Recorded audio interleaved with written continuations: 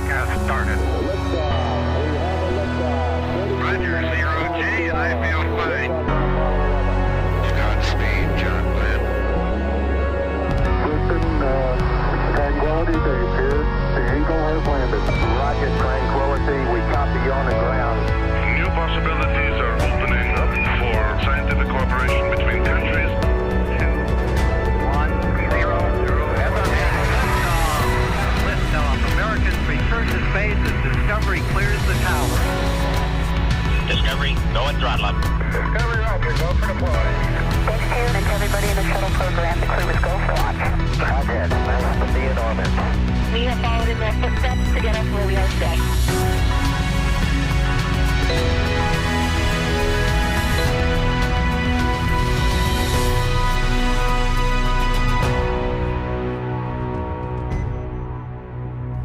Good afternoon and welcome to our live coverage of the NASA SpaceX Crew-9 mission as it returns to Earth. Dragon Freedom departed the International Space Station at 1:05 a.m. Eastern.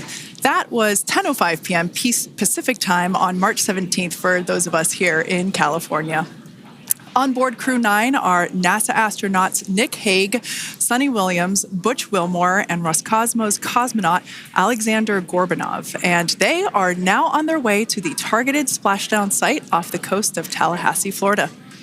My name is Kate Tice, Senior Quality Systems Engineering Manager here at SpaceX, and joining me today from NASA Communications is Sandra Jones. Thanks, Kate. It's always such a pleasure to be here. Upon departing the International Space Station, Dragon underwent a sequence of departure burns. The crew then had a rest period and has since kicked off preparations for re-entry, including getting into their spacesuits and successfully performing a leak check. The next phase of the mission is when things will really start to amp up. Dragon has a series of steps to complete before returning Crew-9 home.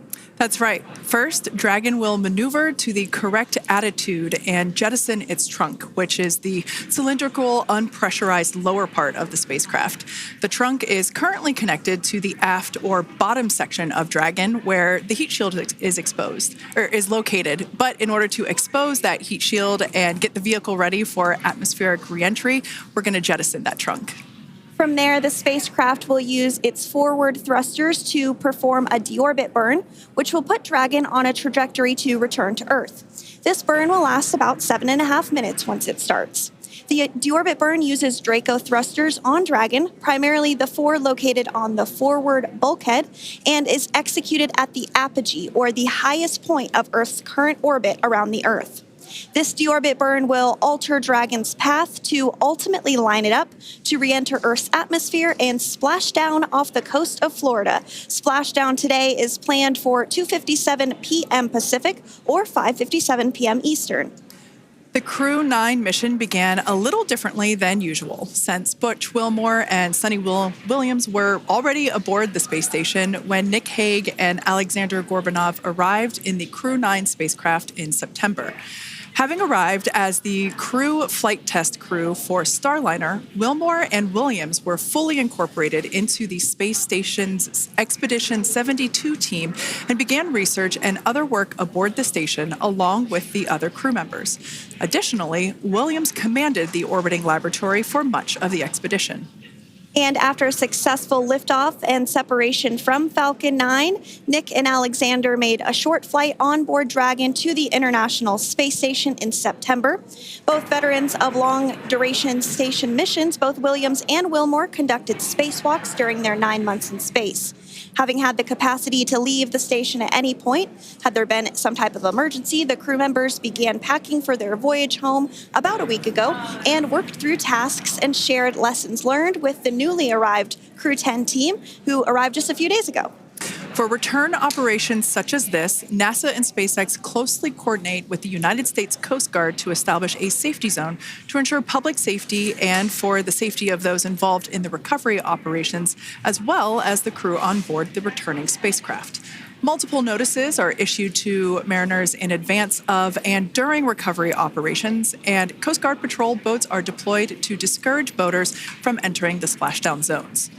Now, we do want to stress to the public the need to respect this safety zone. Recovering a spacecraft from the water is a hazardous task, and any other boats interfering increases risk to the astronauts in Dragon, the teams working to recover them from the water, and the safety of those that come too close. So for the safety of the crew and your safety, we recommend you sit back and watch as we'll be bringing you the best possible views of our astronauts' homecoming. And they will be the best views that you can get. So let's take a minute to meet our returning crew. U.S. Space Force Colonel Nick Hague is your Crew-9 commander. He was selected by NASA as an astronaut in 2013. This was his second spaceflight to the International Space Station and third launch overall. He spent 171 days in space with Crew-9 and has a career total of 374 days in space.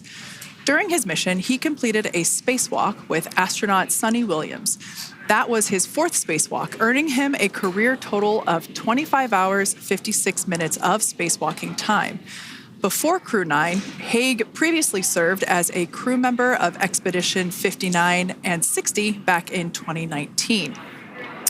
He flew with Aleksandr Gorbunov and NASA's Christina Koch. So this is his second time sharing the space station with Gorbunov. The Kansas native is a test pilot of a distinguished graduate of the United States Air Force Academy. Nick spent 5 months in Iraq in support of Operation Iraqi Freedom. He voluntarily transferred from the United States Air Force to U.S. Space Force in 2021 and is an active colonel. His wife, Katie, is a retired U.S. Air Force colonel, and they have 2 sons. NASA astronaut Suni Williams is a mission specialist for Crew-9. This was her third visit to the space station. She originally launched aboard Boeing Starliner spacecraft and arrived at the space station on June 6th. And it looks like we are beginning to get some views inside the spacecraft, overlooking the shoulders of the crew on board Dragon. We'll continue to bring you those views throughout the day and views throughout Splashdown this afternoon rather. But to jump back into a little bit more about Suni, she became an Expedition 71-72 crew member, and she logged 286 days in space on this mission. But she actually has a total of 608 days in space, the second most time in space by a U.S. astronaut. Former NASA astronaut Peggy Whitson ranks first for the U.S. with 675 days in space. She conducted 2 spacewalks and has completed 9 over the course of her career for a total of 62 hours and 6 minutes of spacewalking time. She ranks 4th on the list of cumulative time spacewalking by a female astronaut. And she has flown on 4 different spacecraft types, including the Space Shuttle, Soyuz, Starliner, and now Dragon. Previously, she served on Expedition 14 and 15 in 2006 and 2007, and again with Expedition 32 and 33 in 2012. She's a retired U.S. Navy captain and is a proud graduate of the U.S. Naval Academy. NASA astronaut Butch Wilmore is also serving as a mission specialist today.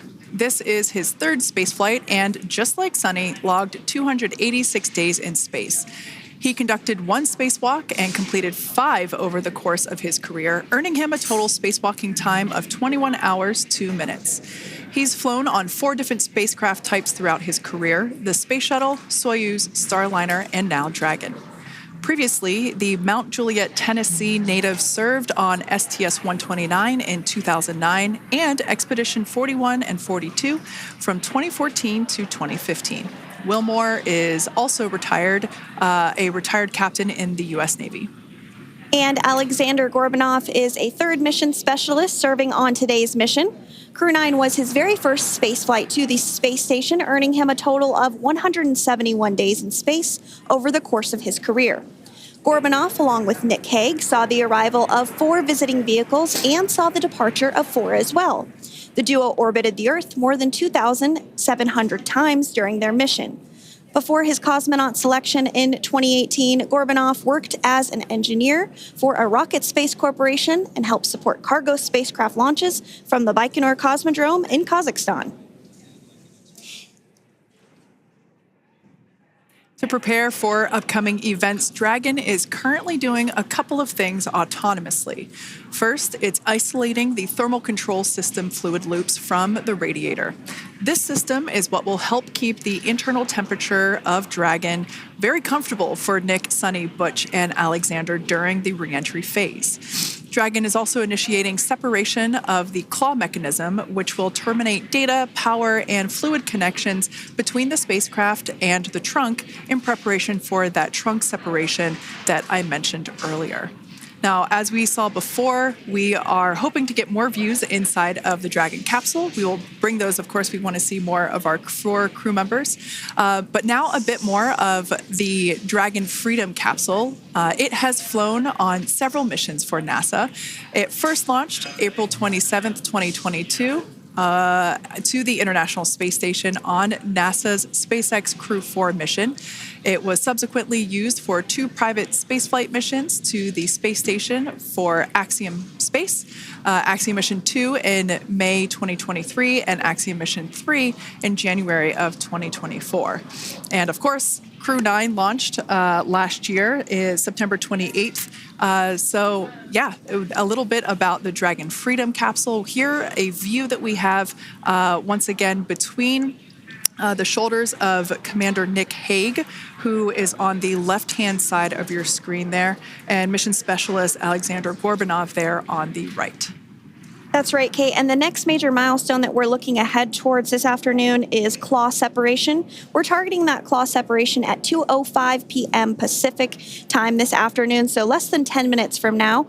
Continuing to get some views inside Dragon Freedom. To the far left there is NASA astronaut Butch Wilmore. And as you can see, the crew is suited up in their space suits. They are suited up in what we call dynamic phases of flight. So when they launch, when they dock, when they undock, when they return back for splashdown. We might hear some call outs on the loops about putting their visors down. That will happen just prior to deorbit burn. And you'll hear us pause when some of those communications happen. That's because we want to make sure that we are relaying the best information to you all, and so that you hear it as well. So if you do hear us pause, that is what we're doing. You also see they have their gloves on there, and I know the gloves are pretty unique on the Dragon spacesuits, right? They're custom created? Yes. The spacesuit overall is custom fit for each astronaut. These gloves enable usage of the touchscreen panels that they have in front of them. We can't see it from this view, but that view we saw earlier between Aleksandr Gorbunov and Nick Hague, that is a touchscreen. It allows the crew to monitor everything that Dragon is doing along with those tablets that they have there on their legs. So yeah, the spacesuit itself is intended to act as a mini spaceship, if you will, as once the visors are closed, it is able to maintain a pressure in the unlikely event of a depressurization event for Dragon. So there we can see those screens I was talking about. So there in the center, we've got the location tracker, as well as on the left-hand side, it's mapping out the operations that Dragon is executing. The crew has to remain well informed of all these things that Dragon is doing autonomously. That basically means that Dragon is flying itself. The crew has the ability to gain control of the capsule if necessary, but the capsule is essentially going to bring itself home. But of course, in order to be familiar with Freedom, SpaceX, deorbit sequence start in 5 minutes.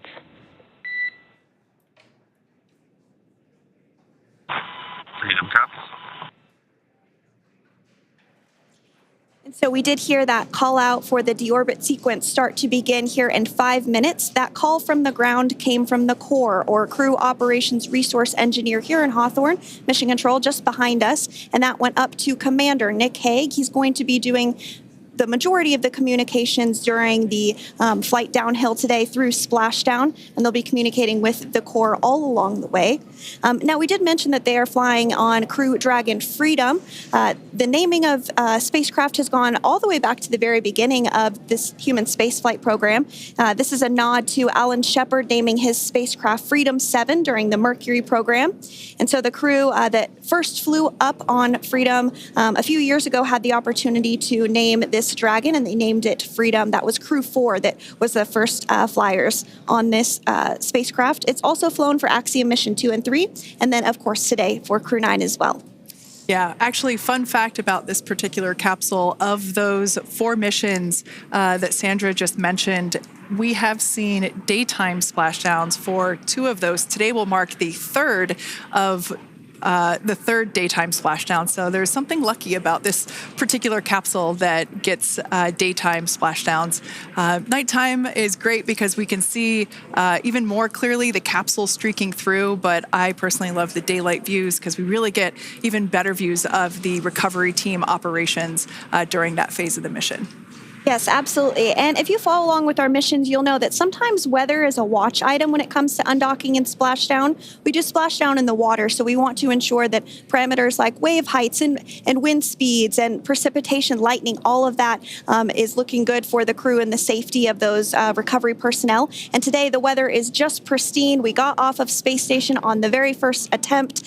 So I'm joking around and saying that it was because it was St. Patrick's Day and we got really lucky with the weather. I wouldn't disagree with that. Speaking of weather, we will be hearing from Core probably around 2:20-ish. Typically, before we enter the period of loss of signal, or LOS, we will hear an entry briefing from the Core, the Crew Operations Resource Engineer, and they will deliver important information like updated anticipated splashdown and loss of signal times to the crew, as well as the wave height and wind speed. So we'll be standing by to listen in on those. Like I said, that will happen shortly after. Typically after trunk separation. I can't quite remember if it's before or after deorbit burn. It must be before. But in any case, we'll be hearing all of that coming from Core. In fact, that individual is seated there in the room on your screen. That is SpaceX Mission Control in Hawthorne, California. That room is located just over our shoulders. And that is where Dragon operators are standing by on console, monitoring the progress of Dragon as it continues its way home. It's been, at the point of splashdown, it'll be about 17 hours since Dragon undocked from the International Space Station. The team there in mission control, there are multiple teams, in fact, and they cycle through shifts to ensure that everybody gets the required rest and sleep periods, just like the astronauts on board. And that Crew Operations and Resource Engineer is seated there in the room, and that, like Sandra said, is the primary voice that we'll be hearing communicate from the SpaceX team to the crew on board.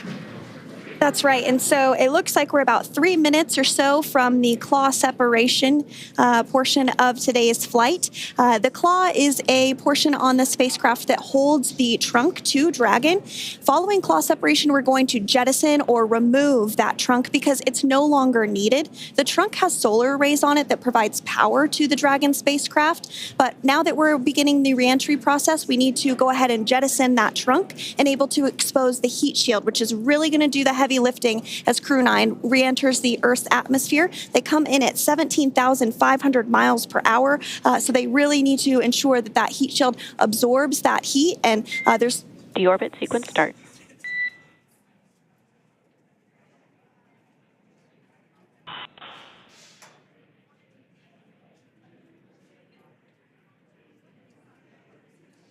And so we did just get communications there that the deorbit sequence start has begun.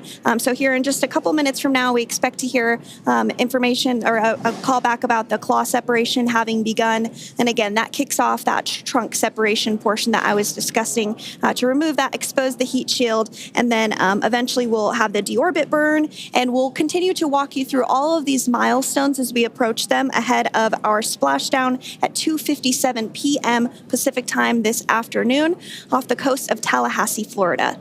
Yeah, we're very excited to bring the Crew-9 crew home.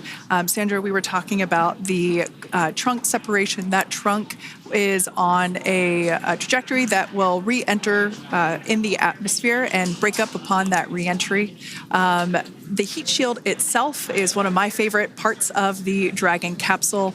It is the workhorse of the re-entry phase. It will work to protect the Dragon capsule and the crew members on board during the re-entry phase as the temperatures outside of the capsule build up to, I believe, about 3,000 degrees Fahrenheit in excess of. And meanwhile, the interior of Dragon stays a very comfortable temperature. That heat shield does a lot of the work, and we'll see that plasma build up on the exterior of the capsule.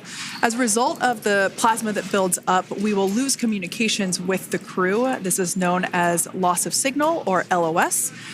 This is roughly a 10-minute period on average, even less than. I believe today it is probably about 6 or 7 minutes long. It kind of depends on the mission, and it happens for every Dragon capsule that re-enters the atmosphere. Due to that plasma buildup, we're not able to communicate or command the capsule, so we stand by while we wait to regain communication after we pass through that period of loss of signal and get what's known as AOS, or acquisition of signal. Continuing to stand by for claw separation, and then we'll look towards trunk separation. It'll be just about a minute or so after that. That happens pretty rapidly in succession. Some of our milestones will take a little bit longer throughout the day. For example, we will have a deorbit burn after that will take about 7.5 minutes and helps get Dragon set up in the right trajectory to splash down in the Gulf off the coast of Florida. So continuing to stand by for claw separation.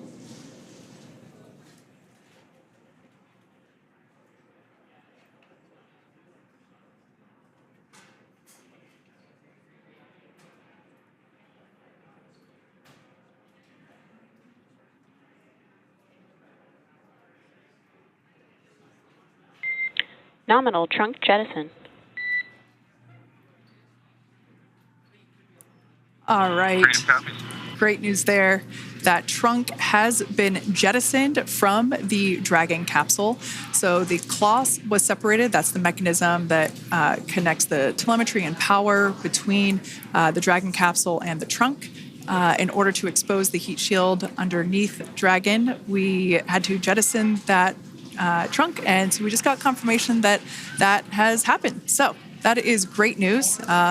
Basically means that telemetry is looking good, and that the nitrox system is primed for cabin and suit cooling, and the heat shield, like I said, is now exposed and ready for atmospheric re-entry. The trunk served its purpose by gathering energy from the sun through its solar cells and converting that to battery power. Since we separated the trunk, we can't generate any more new power, but we really don't need to since we're coming home and Dragon has enough battery power already stored.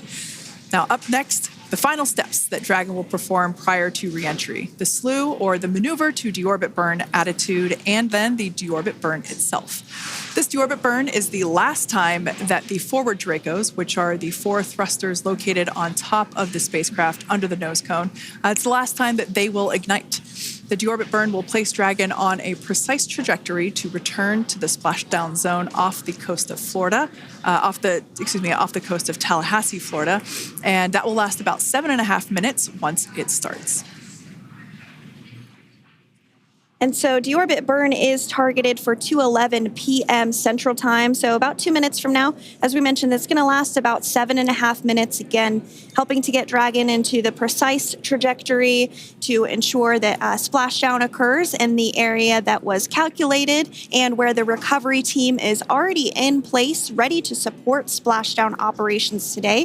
The recovery vessel Megan is the ship that is going to be utilized today, and we also have what is called fast boats that go out first to check the spacecraft and make sure everything is looking good before the recovery vessel Megan approaches. So that whole recovery process takes about an hour, I would say, from the time the crew splashes down to the time they're on the boat and the crew gets out of the capsule. And we'll continue to bring you live coverage through every step of the way today as Crew-9 returns home.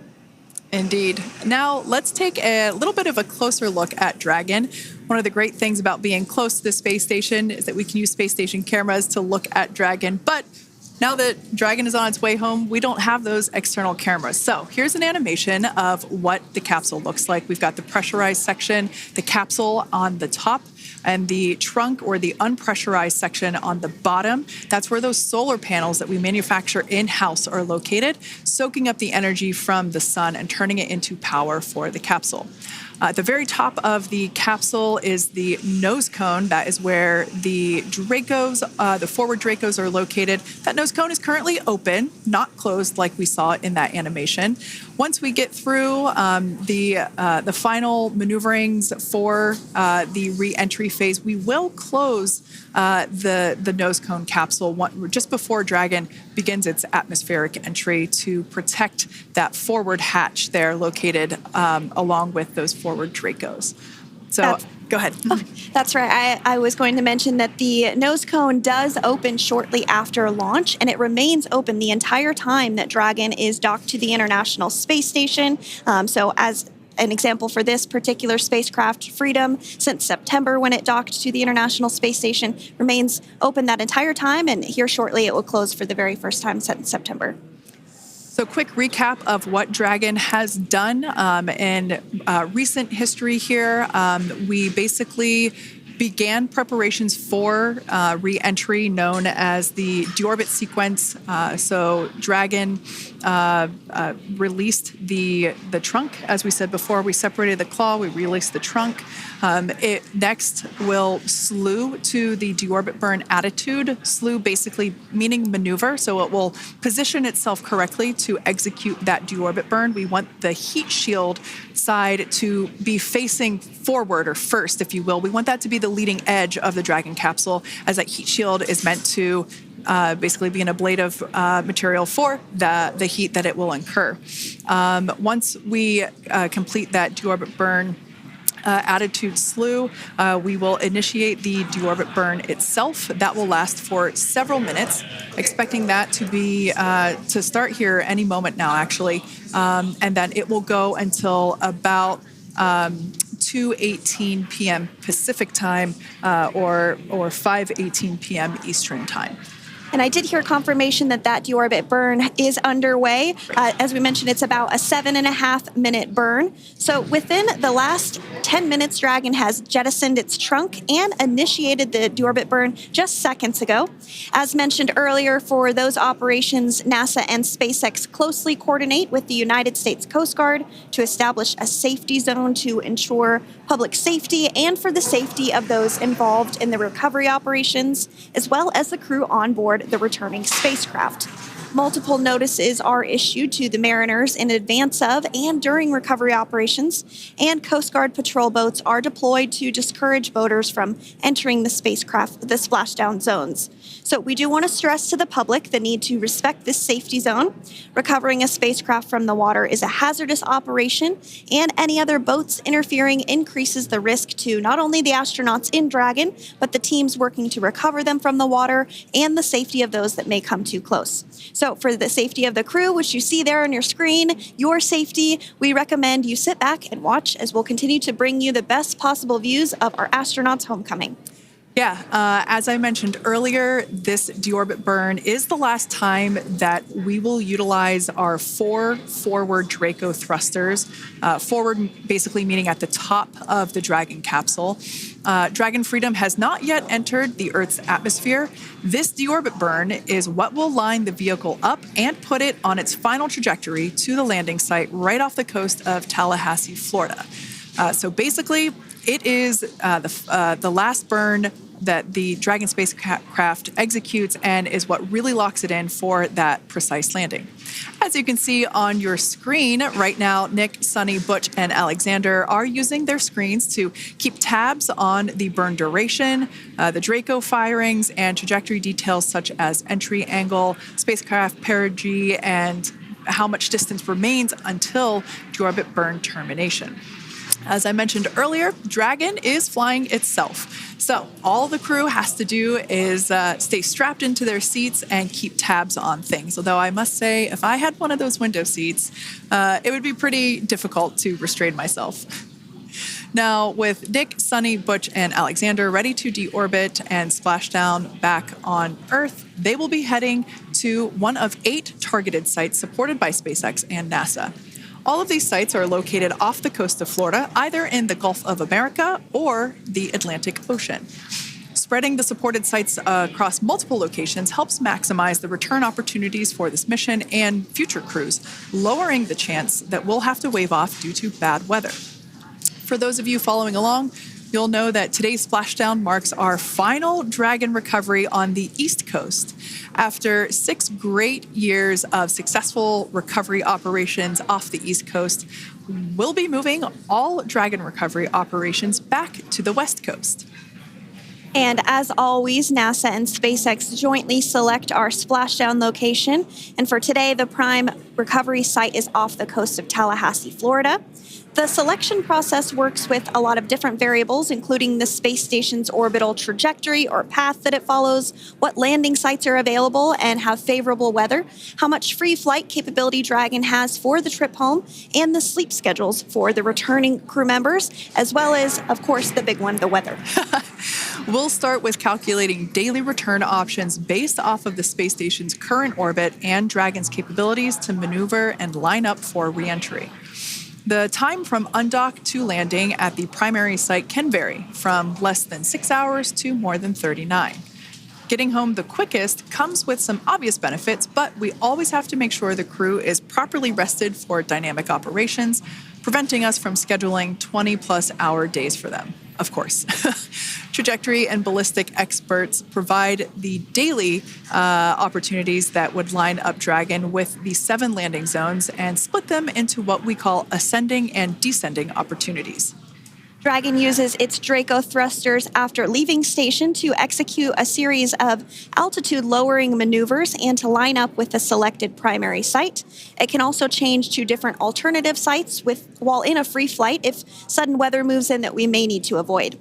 So, as we mentioned, weather is something we're constantly looking at, making the final call to proceed about 2.5 hours before the crew undocks. So for the Crew-9 return, we looked at a number of weather items. Some of the obvious ones are no rain or a chance of lightning in the recovery zone, both for the safety of the crew inside Dragon and the recovery teams in the water.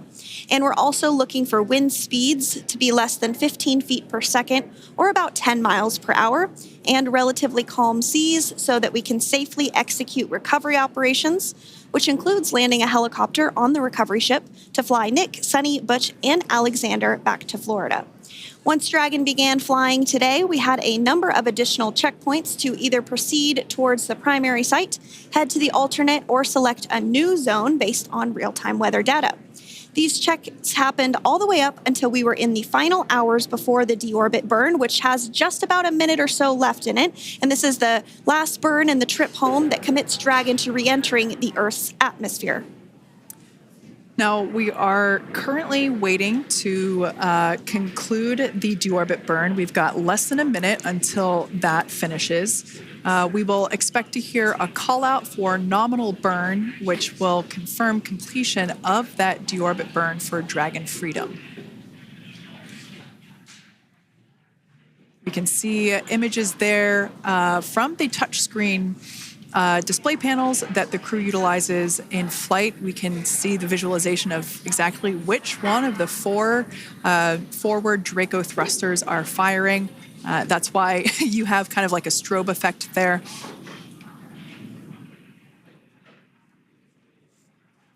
And if you're just joining us, you are looking at live views of the Dragon Freedom. On your left is Commander of Crew-9, Nick Hague. To his right is Roscosmos cosmonaut Aleksandr Gorbunov, and also in Gorbunov, that is Aleksandr Gorbunov. And then also in the capsule today is NASA astronauts Suni Williams and Butch Wilmore.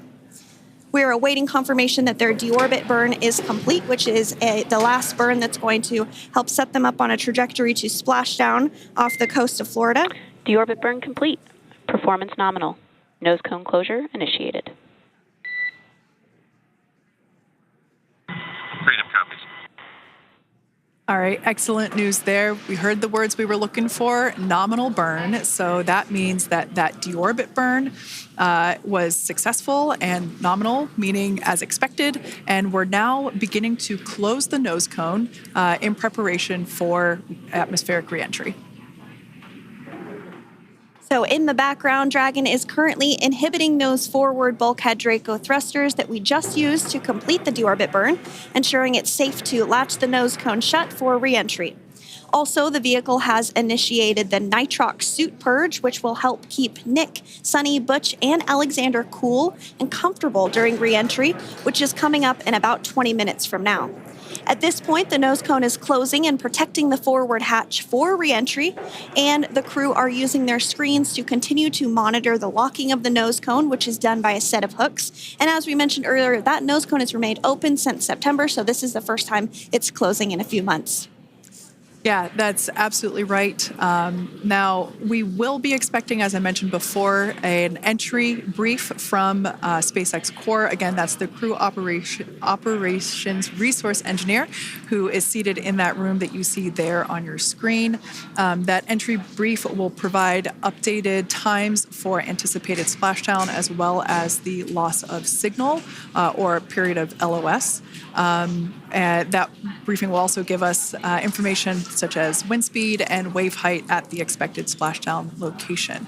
But all in all, everything has been great today. All events have been executed on time as expected, and we are looking forward to a splashdown of the Crew-9 crew at about 5:57 p.m. Eastern Time or 2:57 p.m. Pacific Time. Between now and then, things are going to start moving quite quickly. In fact, if anything, this will have seemed like the slower part of the reentry phase. We're going to go through, like I said, that period of loss of signal or LOS. That period is a few minutes long where we are unable to communicate or command the capsule due to the plasma that builds up on the exterior of the capsule. That period, like I said, lasts for a couple minutes. You will start to hear SpaceX Core hail the Crew-9 crew a little bit earlier than expected because we, in the past, have actually regained communications a couple minutes earlier than initially anticipated. So we'll go through that period of loss of signal, that entry period, that specifically when when the Dragon spacecraft is re-entering through the atmosphere, approximately at about 18,000 feet when the capsule is traveling at 350 miles per hour. We will see our first views of parachutes for the day. It's one of my favorite moments of return sequences is when we get to see the drogue parachutes. We'll see the drogues come out. Those drogues will help slow the vehicle down to about 119 miles per hour. And then that is when the main parachutes will come out from the Dragon spacecraft and then ultimately end in splashdown. And we are hearing confirmation that the nose cone is closed and everything was nominal or as expected with that closure. So as we begin the second half of entry, Dragon is now beginning to inject cooled nitrox into the air being delivered to the spacesuits worn by Nick, Suni, Butch, and Aleksandr. Again, this is what will allow the crew to remain comfortable while external temperatures reach 3,500 degrees Fahrenheit as they re-enter the Earth's atmosphere.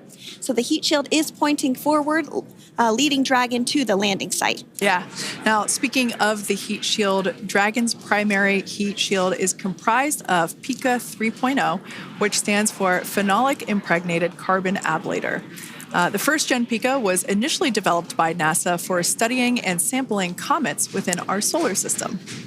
SpaceX partnered with NASA to develop PICA X, which was the second-generation product used on all Dragon 1 cargo resupply service missions that resupplied the International Space Station on 20 missions.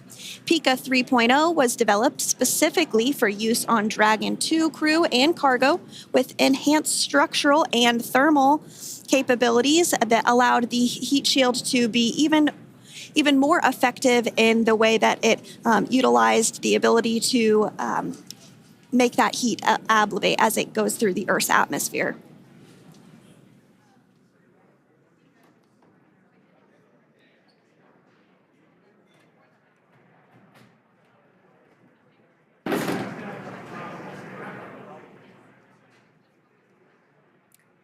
The remainder of Dragon is composed primarily of a SpaceX proprietary ablative material. It's another class of thermal protection which is lighter weight versus Pika and protects the underlying composite structure during reentry to ensure the structural capabilities are maintained. While Dragon will experience temperatures well over 3,000 degrees during peak reentry conditions, the characteristics of the thermal protection system coupled with the environmental control and life support system in the pressurized interior will ensure that Nick, Sunny, Butch, and Aleksandr stay cool and comfortable during all phases of reentry through Splashdown. Now, if you've just recently joined us, we hope to regain views of our crew members inside Dragon Freedom, but we don't have those available at the moment due to ground station coverage. So we will bring those back to you as soon as we can. Now, after Dragon Freedom has re-entered the Earth's atmosphere, a series of parachutes will deploy to slow the crew's descent.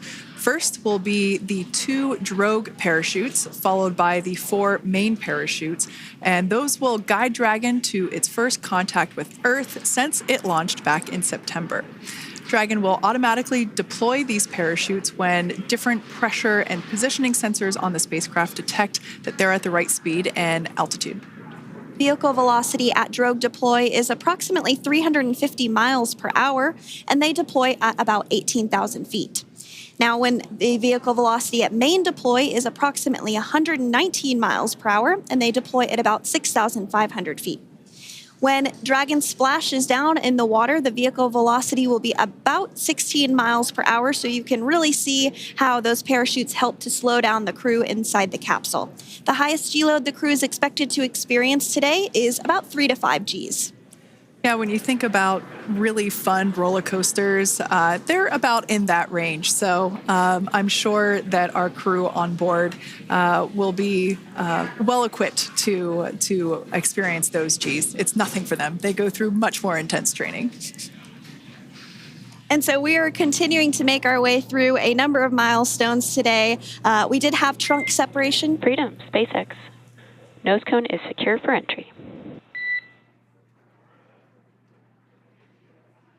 Freedom comes.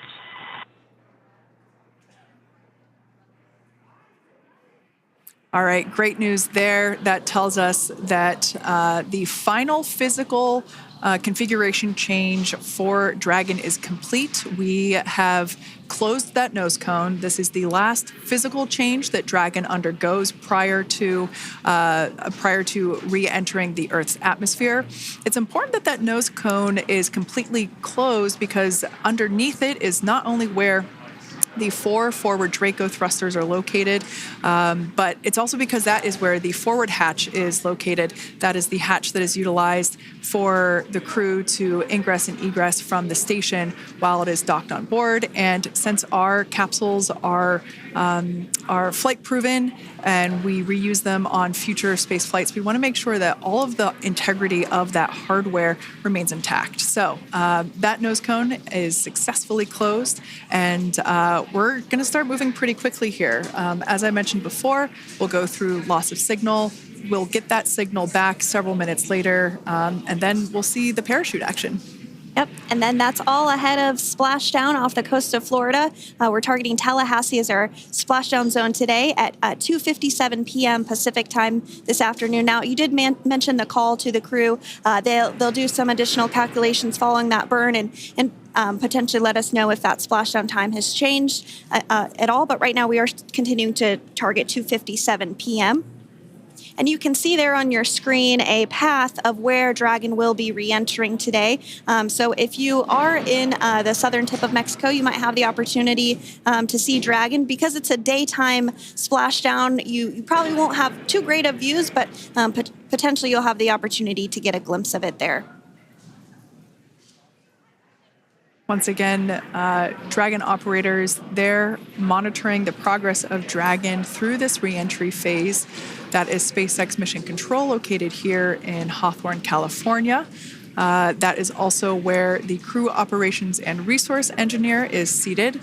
That person is the voice that we have heard multiple times and will continue to hear as the primary point of contact to the crew on board Dragon Freedom. We will also hear the voice of Commander Nick Hague. Basically, after we hear the Corps communicate something, we will hear Nick Hague indicate that they copy, that they heard the message well, some sort of recognition that the message was received.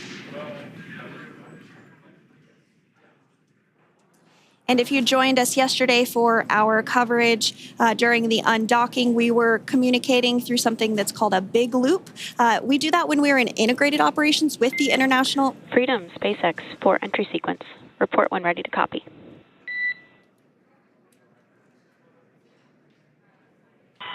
Ready to copy. All right, I've got some updated times for you. Our comm blackout start time is 2144. Our comm blackout end time is 2151. And our splashdown time is the same per your displays, 2157.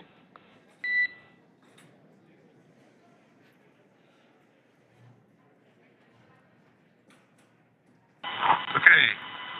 Understand comm blackout start 2144, stop 2151, splashdown per display. That's a good readback. And with that, please report when tablets are secured behind the elastic bands, restraints are tight, and visors are down.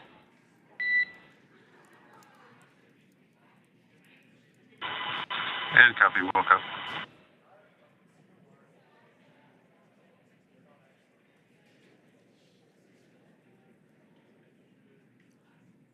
And with that communication from the Corps or Crew Operations Resource Engineer here in Hawthorne to Commander Nick Hague of Crew Dragon Freedom, we did hear that the loss of signal period is still at 2:44 p.m. Pacific, but we had a 1-minute adjustment to the acquisition of signal. That's going to now be at 2:51 p.m. Pacific time. However, our splashdown time remains the same at 2:57 p.m. Pacific time this afternoon off the coast of Tallahassee, Florida. So all good news there as Dragon continues to make its way home with the Crew-9 crew. As we've mentioned before, we are splashing down on the Gulf Coast. We have ability to splash down on either side of Florida, but the location site just outside of Tallahassee, Florida is the site that was selected today due to best recovery conditions. And as Sandra mentioned before, weather is always a watch item, but everything is looking great for that particular recovery location. So I'm sure once we start getting views from the recovery vessel, I have a feeling it's going to be a pretty beautiful afternoon. And we did mention that, of course, this is a daylight splashdown, so we should be getting some great views. We do have a couple of spacecraft called the WB-57, which are high-altitude planes that NASA utilizes during splashdown operations. Those are en route and going to be tracking the capsule as it makes its way through the atmosphere and should be providing some good views for us. Kate and I were just chatting about how we haven't had a daytime splashdown in a little while, so we're looking forward to the views along with you. Yeah.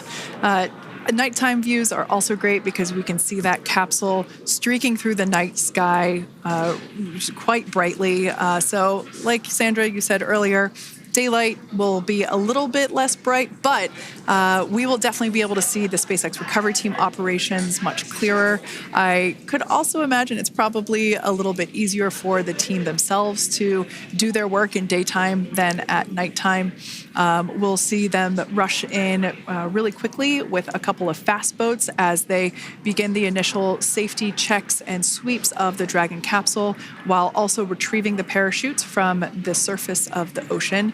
The recovery vessel, the main recovery vessel will continue to make its way closer to the Dragon capsule. It is stationed a couple miles away from the actual recovery location, the splashdown location, for obvious safety purposes. So it takes a little while for that vessel to make its way over, but once it's closer, we'll have even better views of those recovery operations. And you may be wondering why sometimes we splash down in the daytime versus the nighttime. And believe me, we would all love for these operations to happen during regular daytime working hours. But unfortunately, orbital mechanics just doesn't quite work out that way. So it has to deal with the location of the International Space Station, as well as where the splashdown zone is on Earth and that trajectory, as well as the phasing. So as we mentioned earlier, sometimes we have phasing as short as 6 hours, sometimes in excess of 30 plus hours. It just depends on where the targeted area is that the capsule is going to splash down. So today's phasing has been 17 hours since undocking occurred at 10:05 p.m. Pacific yesterday evening for us here in Hawthorne. Early wee hours for folks on the East Coast and other areas of the United States. Yeah, but regardless of whether it's daytime or nighttime, the SpaceX recovery team has trained and practiced and rehearsed for it all. So regardless of daylight, they are really efficient with those operations. And but like you said, Sandra, it has been a minute since we have seen a daytime splashdown on a NASA SpaceX Crew mission. The last daytime recovery was on Crew-4, which was the debut flight for the capsule flying today, the spacecraft known as Dragon Freedom. And so, yeah, kind of a fun fact there in terms of the timing of that daylight splashdowns. Once again, standing by for more communication with the crew. The next event that we have coming up is the start of that period known as loss of signal. That is the period still expected at 2:44 p.m. Pacific time. This lasts for several minutes while the capsule is making its way through the Earth's atmosphere, the heat shield located at the bottom of the capsule, really doing all the work at that point in time in terms of using the atmosphere to slow the capsule down from its orbital speeds of 17,500 miles per hour. Our tablets are secure, restraints are tight, and visors down. We are configured for entry. Freedom, I copied. Tablets are secured, restraints are tight, and visors down.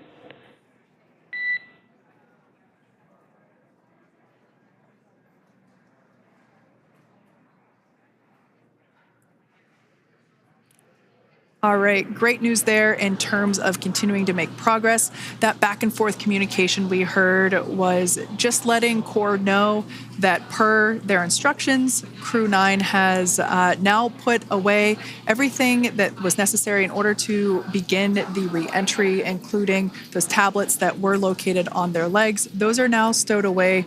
They've tightened that safety harness that we see there, and the visors are now down. So with all that being said, let's take a minute to meet our returning crew. U.S. Space Force Colonel Nick Hague is your Crew-9 commander. He was selected by NASA as an astronaut in 2013. This was his second spaceflight to the International Space Station and third launch overall. He spent 171 days in space with Crew-9 and has a career total of 374 days in space. During his mission, he completed a spacewalk with astronaut Suni Williams. That was his fourth spacewalk, earning him a career total of 25 hours, 56 minutes of spacewalking time. Before Crew-9, Hague previously served as a crew member of Expedition 59 and 60 back in 2019.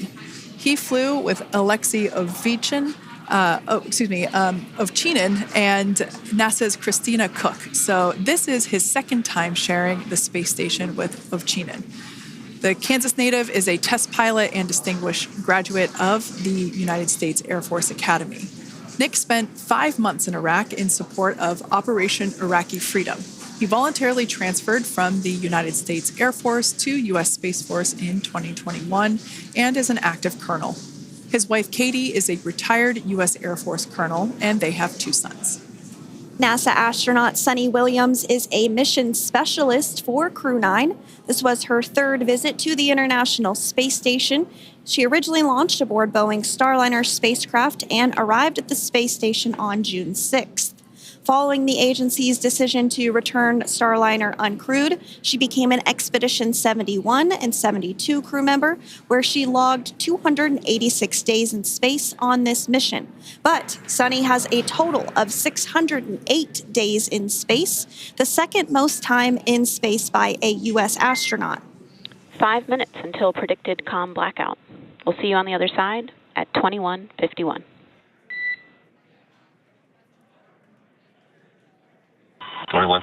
Talk to you soon. And with that call out from the crew operations resource engineer to Commander Nick Hague, letting them know that everything is looking good ahead of the loss of signal period. We will see the crew on the other side of the loss of signal period at 2:51 p.m. Pacific time this afternoon. Continuing on about Suni Williams, who has a total of 608 days in space, the second most time in space by a U.S. astronaut. Former NASA astronaut Peggy Whitson actually ranks first for the U.S. with 675 days in space. Suni conducted 2 spacewalks and has completed 9 over the course of her career for a total of 62 hours, 6 minutes of spacewalking time. She ranks 4th on the list of cumulative time spacewalking by a female astronaut, and she has flown on 4 different spacecraft types, including the Space Shuttle, Soyuz, Starliner, and now Dragon. Previously, she served on Expedition 14 and 15 in 2006 and 2007, and again with Expedition 32 and 33 in 2012. She's a retired U.S. Navy captain and is a proud graduate of the U.S. Naval Academy and was the first astronaut to run a marathon in space. Pretty awesome stuff. Now, NASA astronaut Butch Wilmore is also serving as a mission specialist today. This is his 3rd spaceflight and, just like Suni, logged 286 days in space. He conducted 1 spacewalk and completed 5 over the course of his career, earning him a total spacewalking time of 21 hours and 2 minutes. He's flown on 4 different spacecraft types throughout his career: the Space Shuttle, Soyuz, Starliner, and now Dragon. Previously, the Mount Juliet, Tennessee native served on STS-129 in 2009 and Expedition 41 and 42 from 2014 to 2015. Wilmore is also a retired captain in the U.S. Navy. Next up is Aleksandr Gorbunov, who is the 3rd mission specialist serving on today's mission. Crew-9 was his first space flight to the space station, earning him a total of 171 days in space over the course of his career. Gorbunov, along with Nick Hague, saw the arrival of 4 visiting vehicles and saw the departure of 4 as well. The duo orbited the Earth more than 2,700 times since September. Before his cosmonaut selection in 2018, Gorbunov worked as an engineer for a rocket space corporation and helped support cargo spacecraft launches from the Baikonur Cosmodrome in Kazakhstan.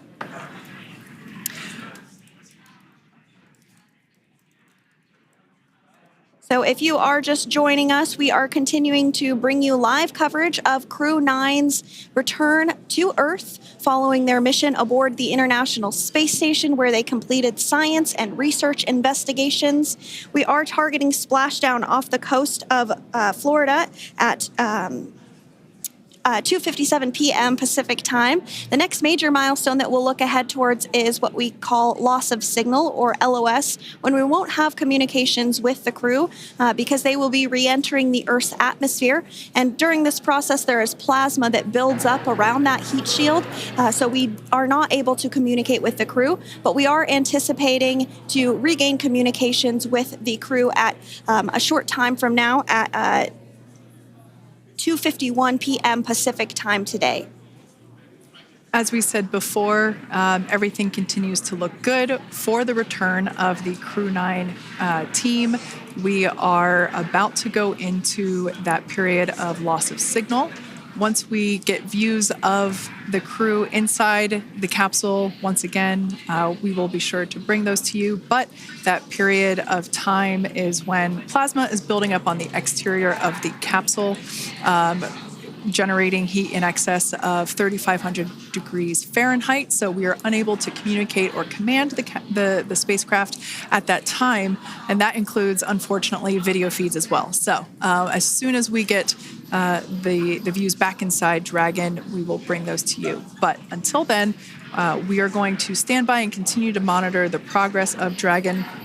Like Sandra just said, we are anticipating the blackout period to begin at 2:51 p.m. Pacific time, 5:51 p.m. Eastern time. This will last for several minutes. It's not super exact, even though we are predicting acquisition of signal, or AOS, to come back at 5:51 p.m. Eastern time. In the past, we have regained communication sometimes a little bit earlier than that, so we'll probably start to hear Core begin to hail Crew Dragon a minute or two prior to that anticipated acquisition of signal. But right now, Nick, Suni, Butch, and Aleksandr are seated in their seats inside Dragon Freedom. Their visors are down, and they have put away or stored the tablets that they had located on their upper leg to monitor Dragon's progress. Now they will be utilizing the touchscreen displays where the current operation and future operations will be displayed as they are able to monitor Dragon's progress continually. As I said before, Dragon is autonomous, meaning it is flying itself. So the crew stands by and monitors, and those touchscreen displays are what will be allowing them to do so and prepare for events such as parachute deploy. And while on board the International Space Station, Nick, Suni, Butch, and Aleksandr contributed to over 900 hours of science and research investigations, which is really the key purpose of the International Space Station. Now, the International Space Station is celebrating a major milestone this year, where they will be celebrating 25 years of continuous human presence in November. So if you're younger than 25 years, you've never known a day where there hasn't been a human living and working aboard the International Space Station, contributing to key science and research investigations that impact our lives here on Earth. There's research being done on Parkinson's, on osteoporosis, on cancer research, and a variety of other studies. Additionally, the microgravity laboratory provides a jumping off point for us as we venture back to the moon and onto Mars through longer duration space flights. One such example that the crew worked on during this mission was an alternative exercise device. In microgravity, the crew has to exercise for about 2 hours a day because they're not having the effects of gravity on their body. So to prevent bone and muscle loss, we counteract that with 2 hours of exercise per day.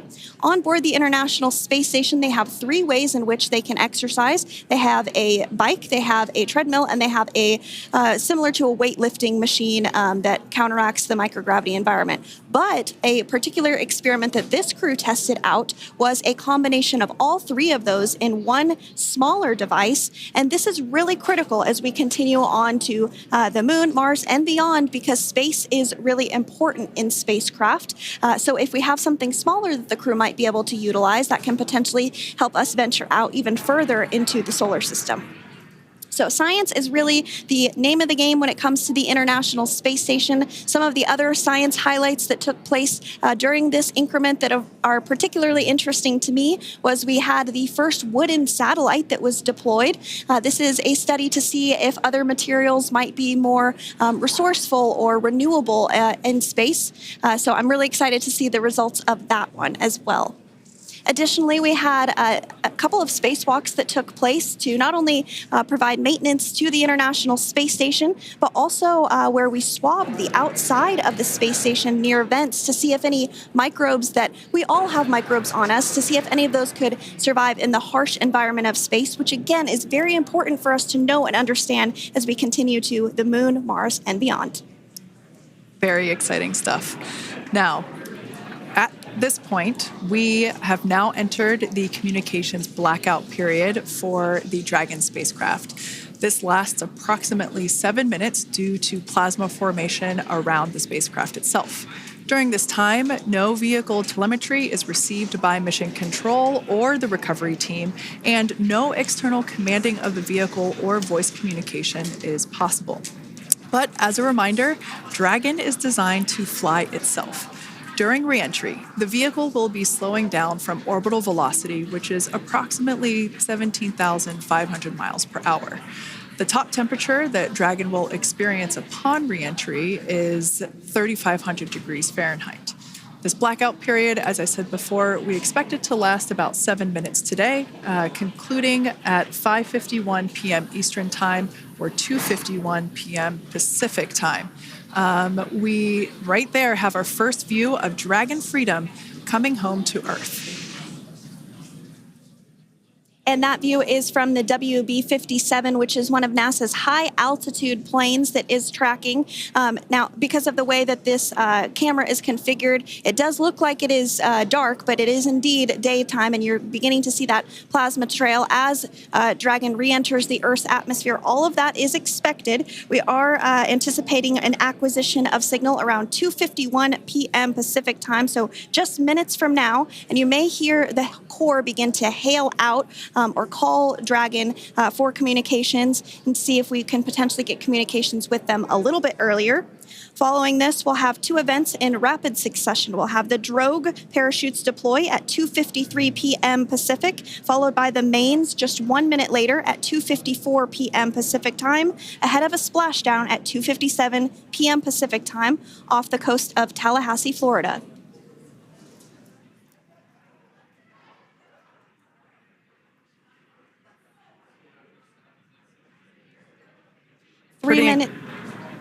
Pretty incredible views of the Dragon spacecraft making its way home back to planet Earth with the Crew-9 astronauts on board. Once again, this view is coming from the WB-57 plane. That heat shield we can see doing magnificent work as it works to... Freedom, SpaceX, Comcheck.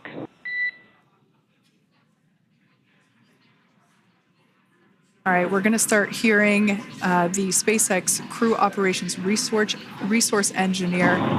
SpaceX Freedom is with you. 4.6 G. Enjoying the ride. Copy that, Freedom. Great news there from Commander Nick Hague reporting back. We see a healthy flight computer. Expect automated chute deployment. Freedom copies. Like we said before, things moving very quickly as Dragon Freedom makes its way home.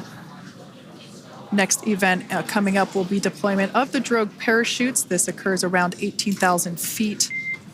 GPS has converged. Expect nominal altitude for drogue chute deployment.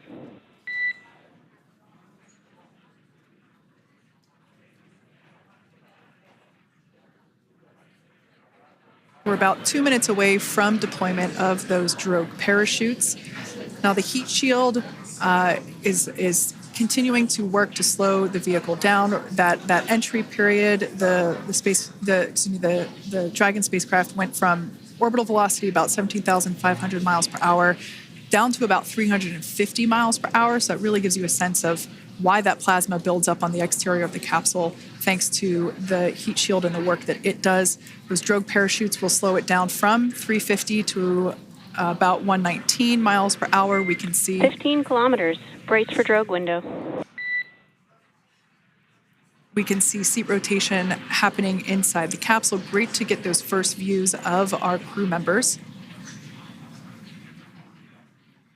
Once again, the capsules are going about 350 miles per hour when the drogues are deployed. Those drogue parachutes that we manufacture here in-house are going to slow the spacecraft down to 119 miles per hour. And that is when we will see the main parachutes deploy, and that occurs about 6,000 feet above the ocean's surface. And we are expecting drogue deployment at 2:53 p.m. Pacific, so we should see it any second now. And there you are getting a great view of Crew-9 inside Dragon Freedom as it returns back to Earth. We are awaiting the drogue deploys. This view coming from the WB-57 high altitude plane. And there you see it on your screen, drogue deployment. Drogue descent rate nominal. You can hear the crowd here. Visual on 2 healthy drogues. The crowd here very excited as Dragon Freedom continues to make its way back to planet Earth.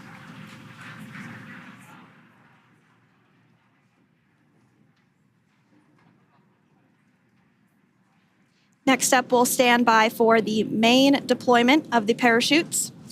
The mains are quite a bit larger. You'll be able to notice the difference on your screen once they deploy, and they continue to ensure that the Dragon spacecraft slows down even further. As we mentioned, Freedom will be traveling 16 miles per hour when it splashes down off the coast of Tallahassee, Florida, here at 2:57 p.m. Pacific time this afternoon. And there we go. We have visual on 4 healthy mains. That view was from inside. Freedom copy. That view was from inside one of the buckets where the parachutes are located. So we see a great view there of the reefing on those parachutes. And as those main parachutes begin to inflate fully, 4 beautiful, healthy mains. Now awaiting visuals of Splashdown. Freedom, 1,000. We'll start to hear Commander Nick Hague. Copy, 1,000. As we heard right there, Commander Nick Hague will be calling out the altitude of the Dragon capsule from here on out. Landing in water is simpler and provides more margin against unlikely parachute issues.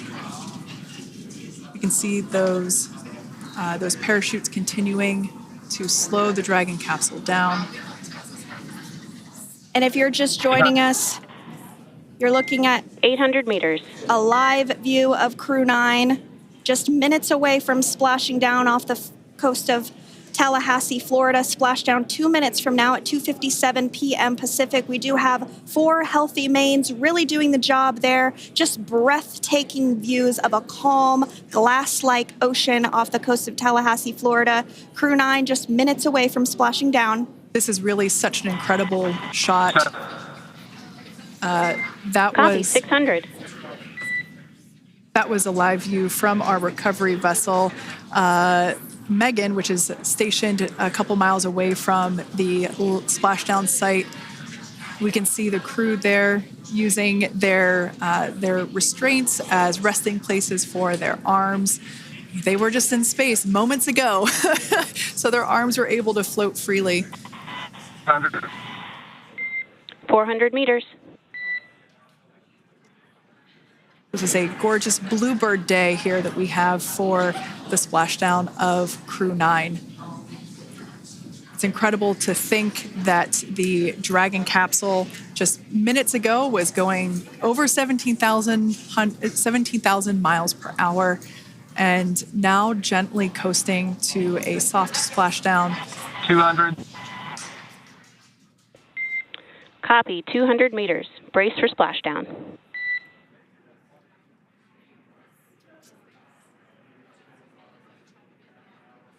As you can see there on your screen, continuing to monitor progress of the Dragon spacecraft. And we're going to stand by for splashdown, located in the Gulf of America, off the coast of Tallahassee, Florida.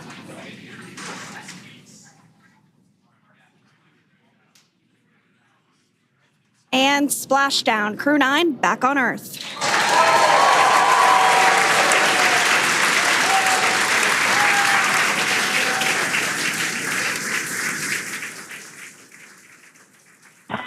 And SpaceX Freedom, splashdown. Good main release. Copy, splashdown. We see main chutes cut.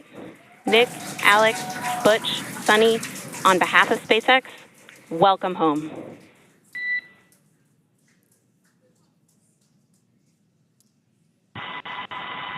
It is an amazing, what a ride. I see a capsule full of grins ear to ear.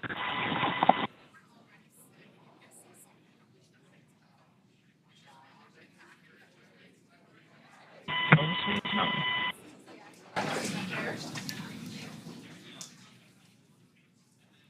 And as you can see on your screen, we have visual confirmation of splashdown. Dragon Freedom has returned home, and NASA astronauts. System safety verifications are in progress.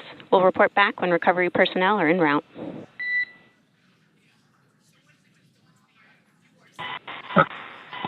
Understand. And we're in section 2, 4.800 landing response. And looking for your word on if it is necessary.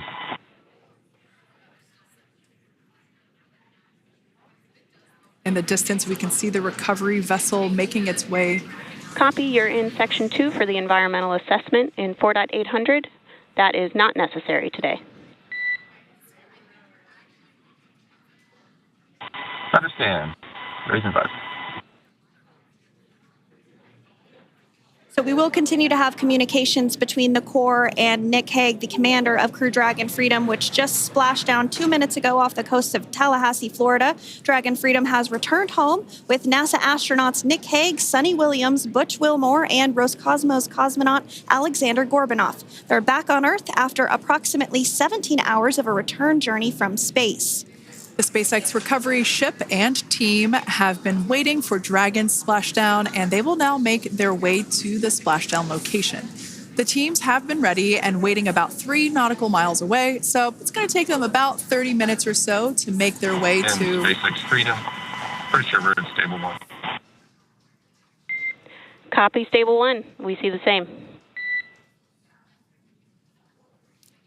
It's going to take about 30 minutes for the recovery team to make their way over to Nick, Suni, Butch, and Alexander, who are still seated and secured inside that Dragon spacecraft there on your screen.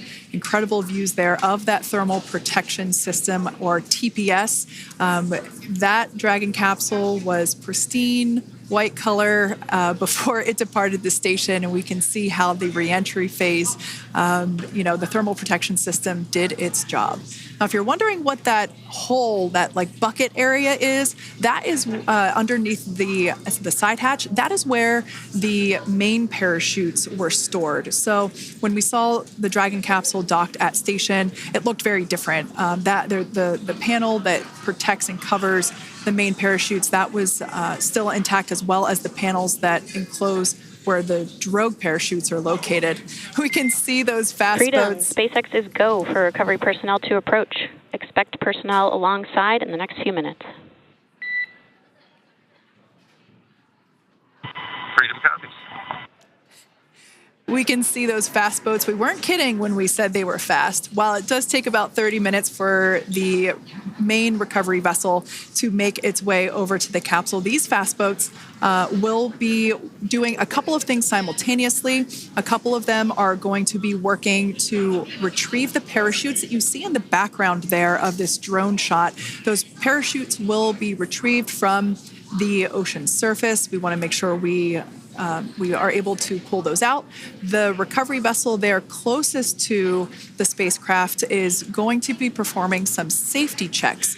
We can see there they're using an instrument that is basically working to detect if there are any hypergolic vapors or fumes that are still residing in and or around the Draco thruster nozzles or outlets.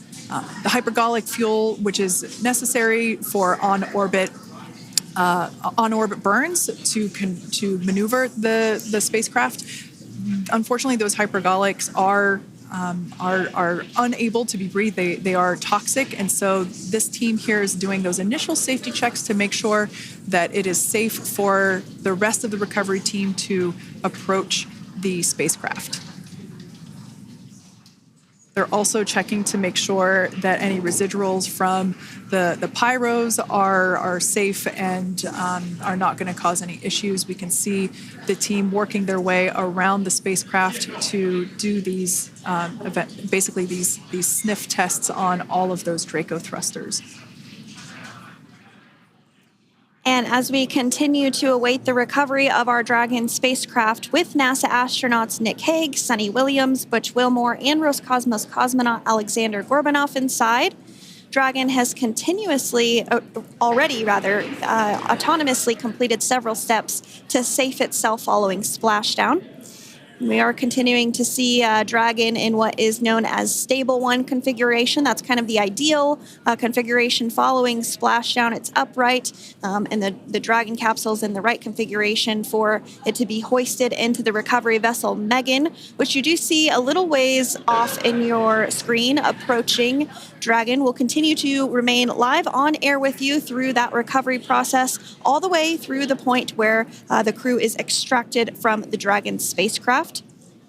Now, if you are just joining us, the mission has gone smoothly so far. Dragon successfully splashed down off the coast of Tallahassee, Florida at 2:57 p.m. Pacific, 5:57 p.m. Eastern Time this afternoon. Approximately 17 hours prior to splashdown, Dragon autonomously undocked from the International Space Station, completed a series of departure burns, jettisoned its trunk section, and performed its final burn, the deorbit burn. This placed the Dragon spacecraft on a trajectory toward Tallahassee, Florida. Dragon successfully re-entered the Earth's atmosphere, followed by deployment of its parachutes to slow the spacecraft down to a gentle splashdown. We're now going to follow the Freedom. Hypergol sweeps and unfired ordnance checks are nominal. Rigging is in progress. Approximately 25 minutes until capsule lift. Stand by for PMC with SpaceX flight surgeon. Copy. And so what we did just hear there was communications that those hypergol checks were complete. They didn't find any of that upon those checks, so we'll continue to move through the timeline.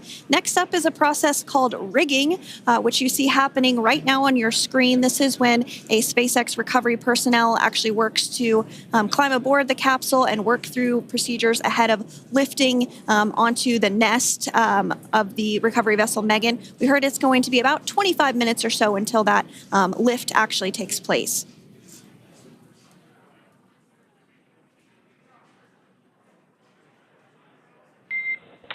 Okay, Freedom, the next call will be from the SpaceX flight surgeon on Dragon to ground private. Understand. Thank you.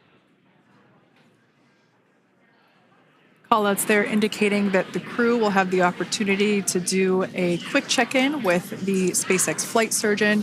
This is standard procedure for every Dragon spacecraft when it returns to Earth. It's just an initial check-in, make sure everybody is doing okay. They will also have another check-in with the flight surgeon once they are on board that recovery vessel that you see there in the background. We can now see that SpaceX recovery team member they're on top of the Dragon spacecraft. They are going to be working to install plugs in the Draco thrusters to ensure that none of those, and to ensure that no more hypergolic fumes or vapors come out from the spacecraft. They'll also place harnessing around the spacecraft that are required in order to lift it out of the water. Go ahead, Sandra. Continuing to get some views of the recovery personnel, both the main recovery vessel Megan, as well as some of those fast boats that we've discussed previously. It looks like just a beautiful day there out off the coast of Tallahassee, Florida. Weather was pristine. We were able to get undocked from the International Space Station as expected at 10:05 p.m. Pacific time yesterday evening, and Crew Dragon has since completed steps ahead of its splashdown at 2:57 p.m. Pacific, and we're now stepping through procedures to get Dragon hoisted up onto the Megan recovery vessel and get the crew extracted out of the spacecraft.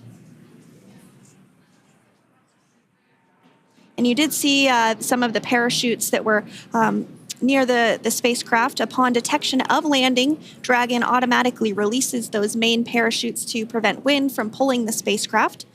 Dragon then automatically safes any pyrotechnics that may still be present on the vehicle and may automatically perform additional minor system reconfigurations.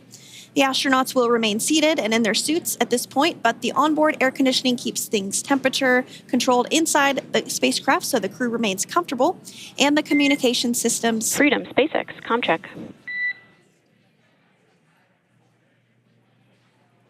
SpaceX, this is Freedom. We have loud and clear. Copy that, Freedom. Have you loud and clear as well, and Dragon to ground is no longer private. Understand. Thank you. As we saw there on the screen, we have a couple of fast boats in the recovery fleet that have quickly moved into the splashdown location. They are being followed by one of the main recovery vessels, which will move into position upwind of the spacecraft. The two fast boats have very specific roles. Excuse me. The first approach is focused on immediate safety inspection, as we saw. They do this for spacecraft integrity and checking for any presence of those hypergolic propellant vapors. And this ensures that it is safe for the recovery vessel to approach Dragon. Once Dragon is cleared for full approach, as we heard is the case today, the team begins rigging the spacecraft for water recovery by the recovery ship.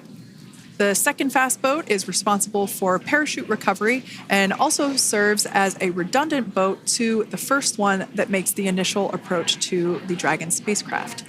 As we saw a little bit earlier, we were also able to see one of the recovery team members get on a jet ski to help gather up the parachutes that were automatically detached from the Dragon spacecraft upon splashdown. And it will take a little over 10 minutes for the recovery crew to complete their safety checks. Once complete, the team will begin preparing Dragon to be lifted. And as you see, they are preparing for that to take place at this point.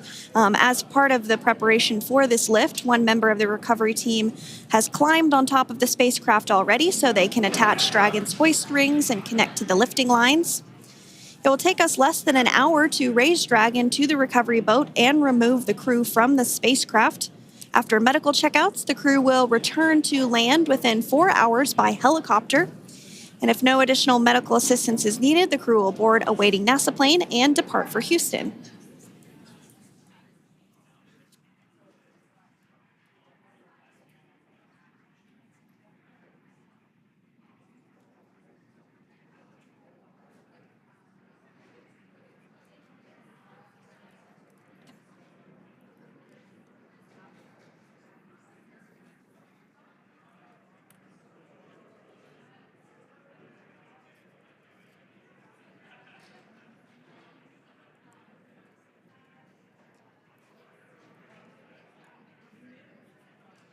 And as we continue to await Dragon to be hoisted up onto the ship, we have a very special treat. NASA Public Affairs Officer Jaden Jennings, who is actually on the recovery vessel and had a bird's eye view of the splashdown today. Jaden, how are you? How was the view from the recovery vessel? Hi, Sandra. How do you hear me? I've got you loud and clear, Jaden. It's so great to hear you. Awesome. So Splashdown, Sandra, was nothing short of be advised, spectacular. we are transitioning the forward link. Comm will be unavailable for approximately 5 minutes. Freedom comes.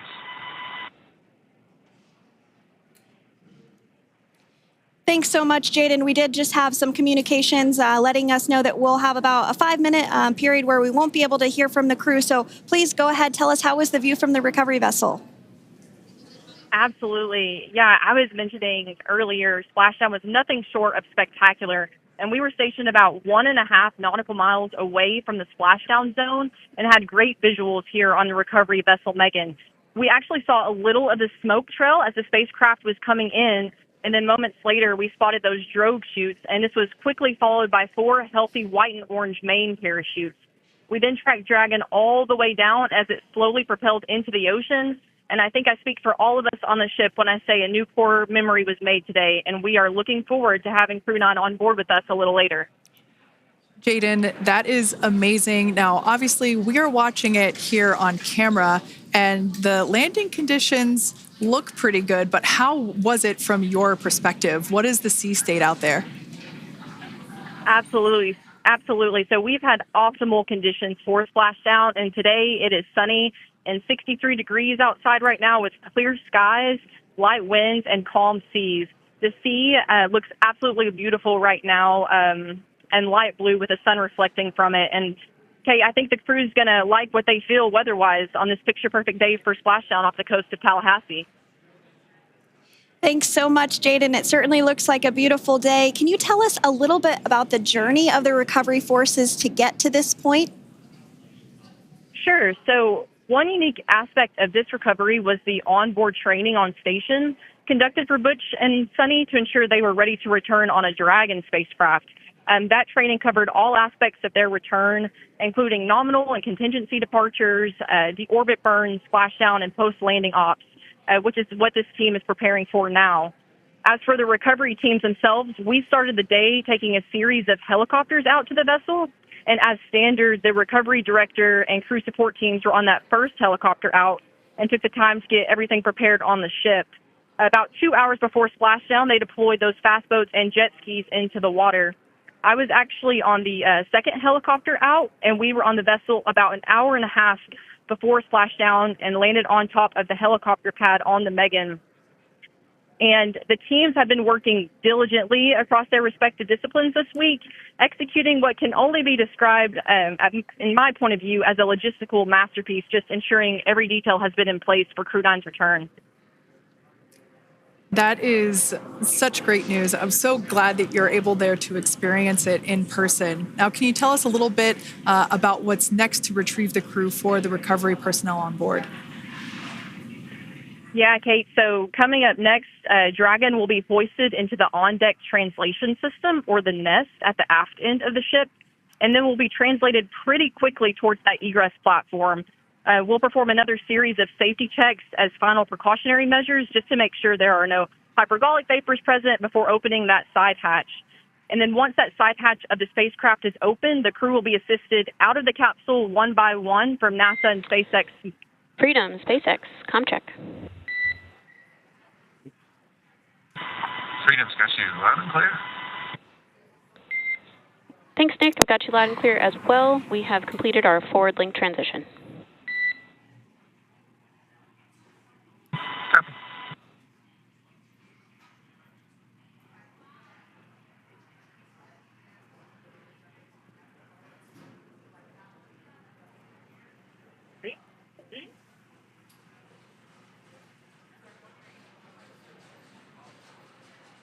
And Jaden, if you did just want to go ahead and let us know what is next to retrieve the crew, we are continuing to get some great views on our screen, but I know you have an even better view yourself. Oh, yeah, Sandra, this view is absolutely unbeatable. So just to kind of finish off what I was saying is once that side hatch of the spacecraft is open, that crew will be assisted out of the capsule one by one from NASA and SpaceX medical personnel, where they will then head to the med bay. And after those medical checks, they will get on that first helicopter out and arrive at the airport, where they will then board a NASA plane and then head back to Houston, Texas at the Johnson Space Center to begin their post-flight period. And we're eager to see the Crew-9 astronauts back on Earth, and we'll keep you updated on every moment of this process. And with that, I'll toss it back over to you guys at Hawthorne. Thank you so much. That was Jaden Jennings, NASA Public Affairs Officer, who watched Freedom splash down firsthand from the recovery vessel Megan. Thanks so much, Jaden. So we are continuing to get these great views on our screen here of Freedom. As we mentioned, it splashed down at 2:57 p.m. Pacific time off the coast of Tallahassee, Florida. The recovery personnel are continuing to step through procedures to hoist Dragon onto the recovery vessel Megan there, which is now coming into view. You can see just how close Megan is at this point, and that's that helicopter pad that Jaden was just discussing, where the crew will fly off of onto the coast of Florida, and then eventually they'll fly back to Houston. Just underneath that helicopter pad is that translation deck where we will see the nest once it is loaded up with the Dragon spacecraft on board.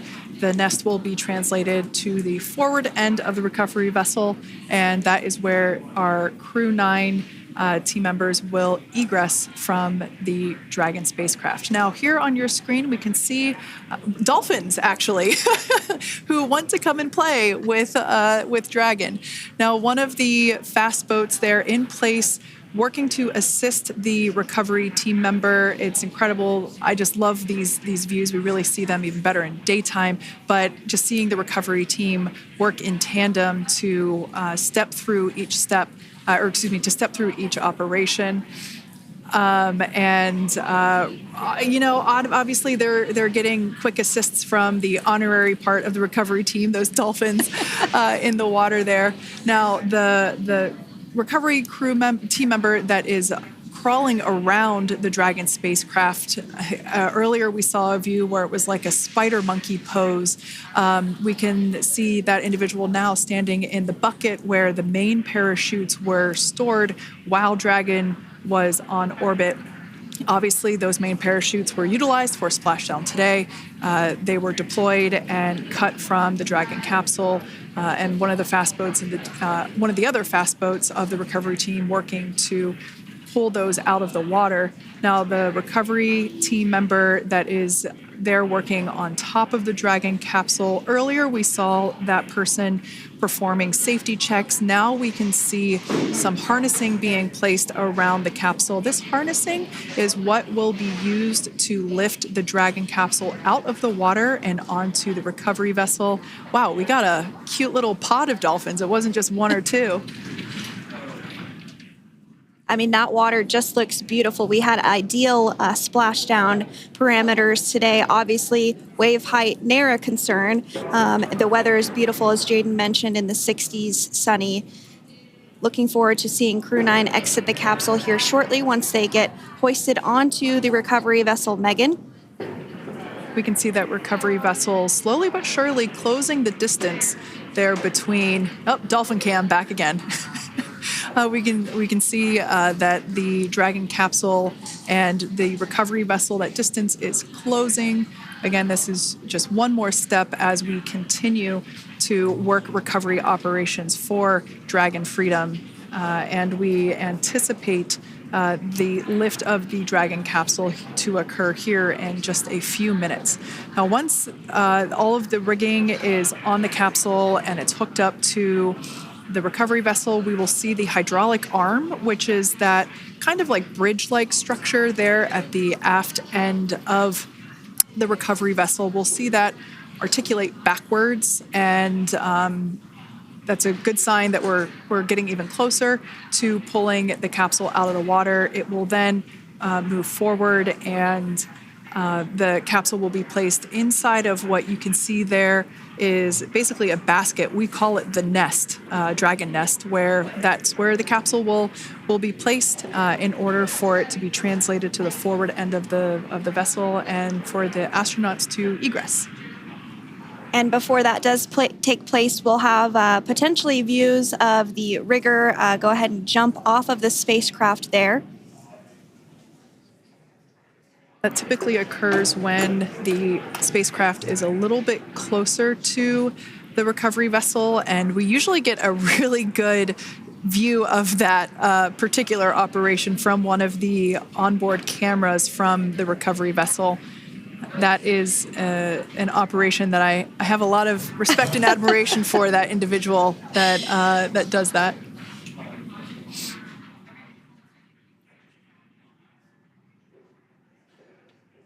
So again, Dragon continuing to get closer and closer to the recovery vessel Megan. You see some of those ropes now coming into view as well.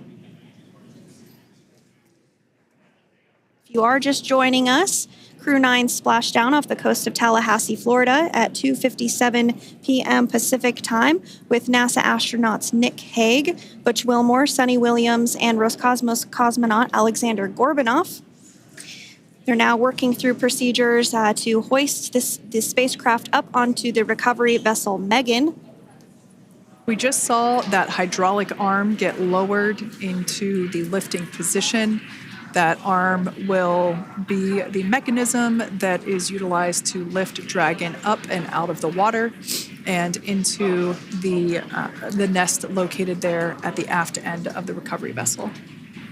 And the recovery vessel being used today is, as we mentioned multiple times, is named Megan, but that's actually after NASA astronaut Megan McArthur, who flew on Crew-2 a couple of years ago.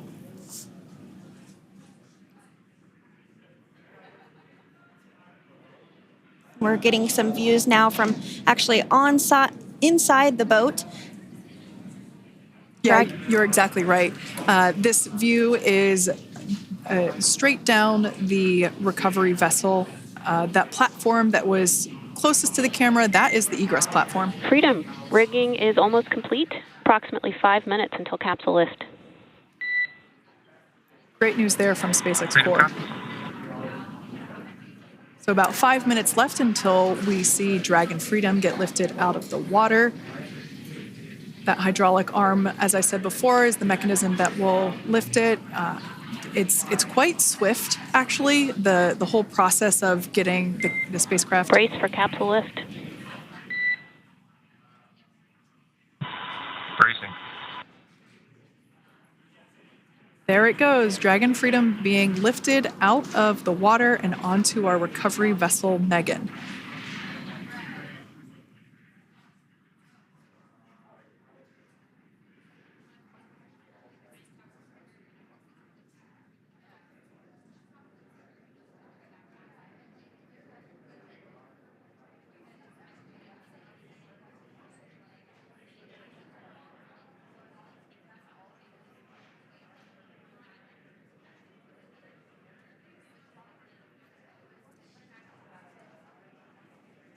So once securely on...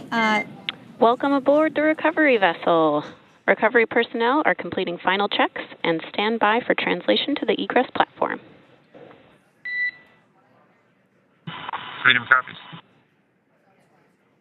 Great news there, letting us know that Dragon Freedom has been successfully recovered from the water's surface.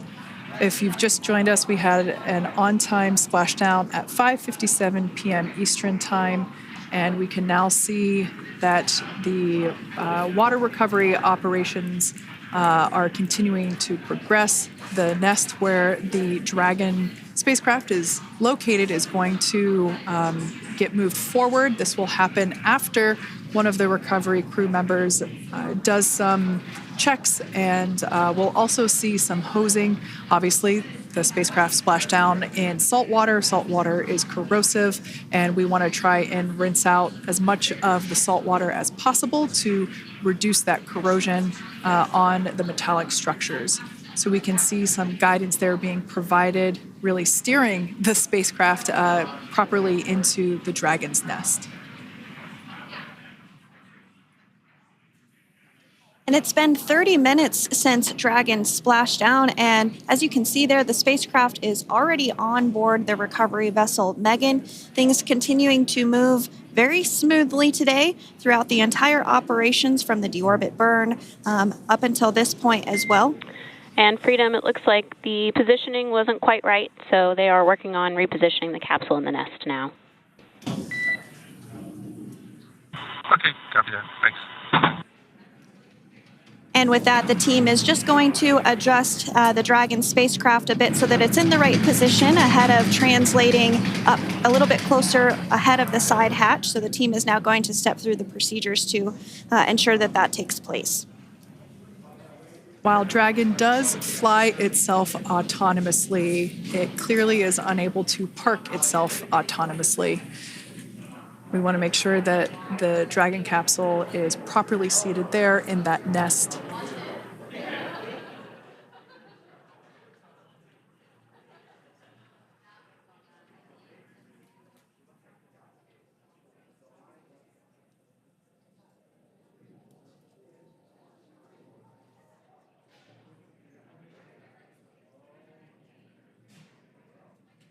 Once Dragon is fully seated in the nest, we'll probably see a bunch of that salt water come out from the bucket there located underneath the side hatch.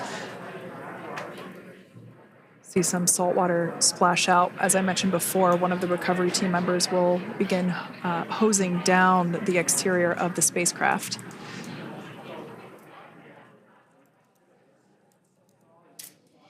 So you are continuing to get some great live views on your screen of Crew-9, which includes NASA astronauts Nick Hague, Suni Williams, Butch Wilmore, and Roscosmos cosmonaut Aleksandr Gorbunov, who splashed down off the coast of Tallahassee, Florida, 2:57 p.m. Pacific time this afternoon. Now working to get that spacecraft situated in the nest. Just making some final adjustments and tweaks to ensure that it's nice and secure.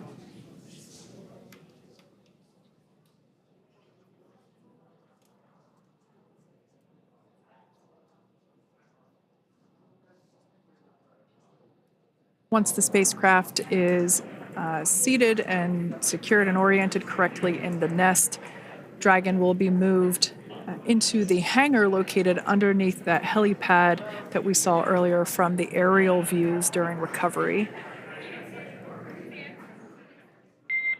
All right, Freedom, looks like you are settled into the nest now. Team is working through hypergol sweeps. Copy all.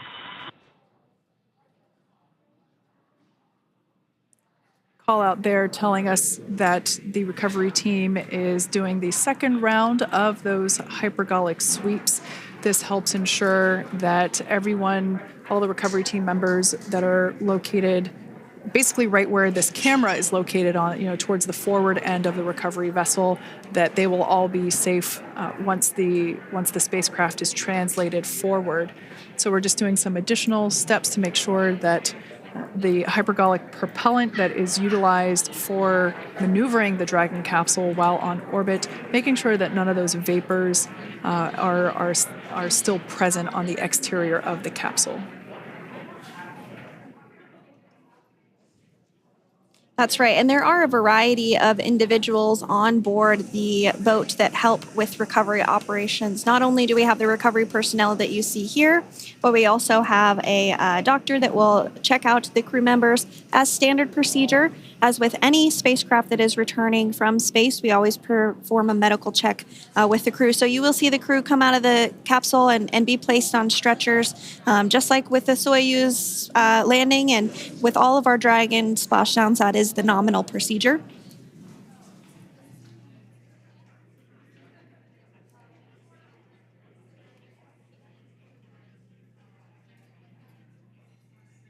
We'll stand by to see Dragon Freedom translate or scooch up a little bit closer to the camera angle that we're seeing right here. And then teams will step through procedures to get that side hatch opened. You see it right in the dead center of your screen there. It's kind of that rectangular shape. It has not been opened since Crew-9, which included Nick Hague and Aleksandr Gorbunov, launched back in September from the Kennedy Space Center in Florida. So that will be the very first time that hatch is opened. Once docked to the International Space Station, crew enter through the top hatch, which was where the nose cone is now closed. That's the hatch that they actually utilize to go ahead and get inside the International Space Station.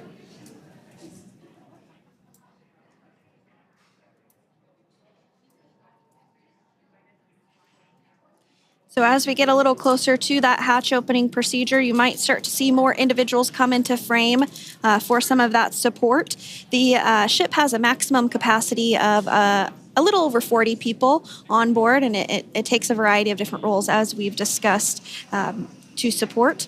Also on board is the Chief of the Astronaut Office for NASA, that's Joe Acaba.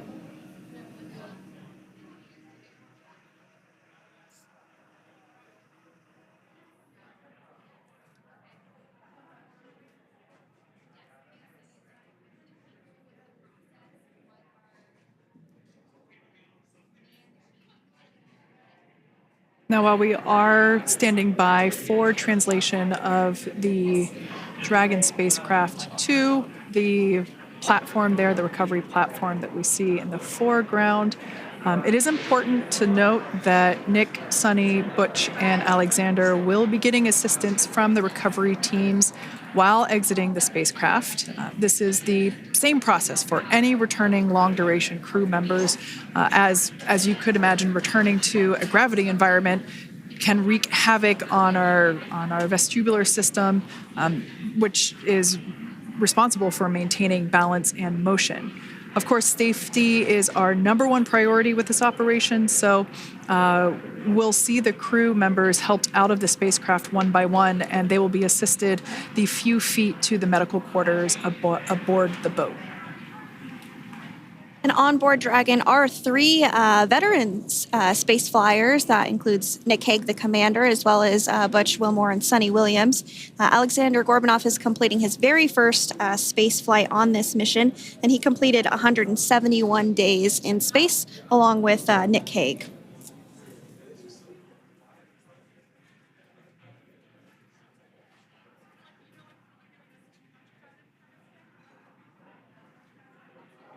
For those of you that have just recently joined us, well, I would encourage you to hit that rewind button and go back a few minutes. It was a beautiful splashdown of Dragon Freedom with the Crew-9 cohort on board.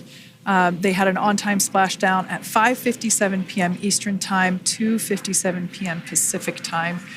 We can see that the spacecraft... Freedom translation is in progress. Copy, and seal it. We can see that spacecraft was successfully recovered from the ocean surface and is now being washed with fresh water, as obviously they splashed down in salt water. So we're trying to rinse off as much of that salt water as possible. And we can see the spacecraft continuing to move closer and closer to that recovery deck. Freedom, the crew is working on side hatch opening now. Expect hatch open in about 2 minutes. Okay, copy that. And Kira, just wanted to say that you guys, you and the team did an awesome job, both uphill and downhill. Just really, really impressed. Thank you. Thanks, Nick. It's been an honor. This is a pretty exciting moment coming up. We are working to open the side hatch. One thing that may not be obvious from, just looking at the spacecraft here is that this side hatch that we're about to open, the last time it was open was when this spacecraft was at the launch pad. This side hatch is what is used for initial capsule ingress and final capsule egress, but all comings and goings from the spacecraft while it is on board the space station are from the forward hatch, which is located at the top of the spacecraft under that nose cone. So this is a pretty exciting moment because it will be the crew's first breath of fresh air since boarding their ships at the start of their journeys last year. And the very first person that will have the opportunity to say hello to the crew once that hatch is open is a SpaceX medical recovery personnel representative. Then we'll see procedures take place to remove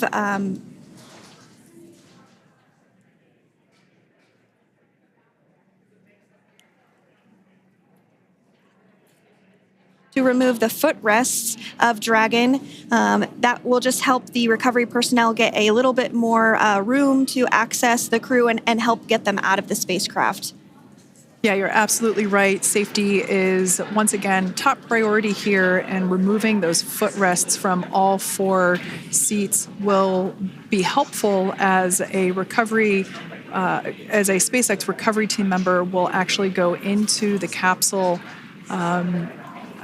into Dragon Freedom to help the crew members unbuckle and stand up, and essentially we'll also see a fun little slide be put in place to help the crew members exit the spacecraft safely. So yeah, we're going to remove all 4 of those footrests to basically give a little bit more working room inside the spacecraft.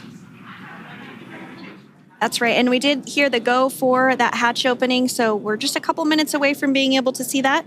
And then we might be able to get the chance to see a couple of views inside of the Dragon and see the crew following their splashdown. Now, opening that side hatch isn't quite like opening, the door to your car. We have to depress the seal around the side hatch, as well as, we'll now see them open that side hatch up.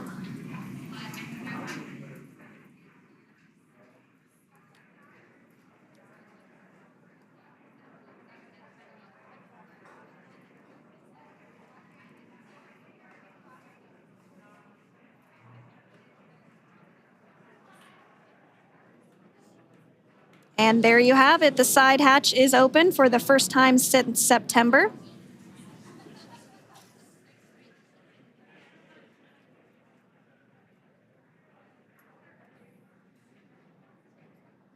We can see some of the protective equipment there that was brought into frame that will help protect the edge of the side hatch.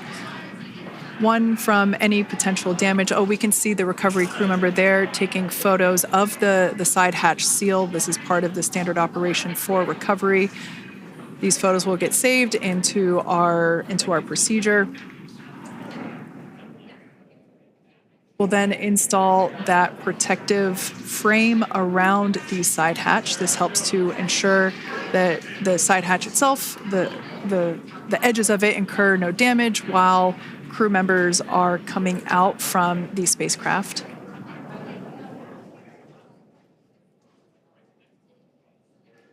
If you missed it, there was also a recovery team member that went inside. So there are now 5 people on board the Dragon spacecraft.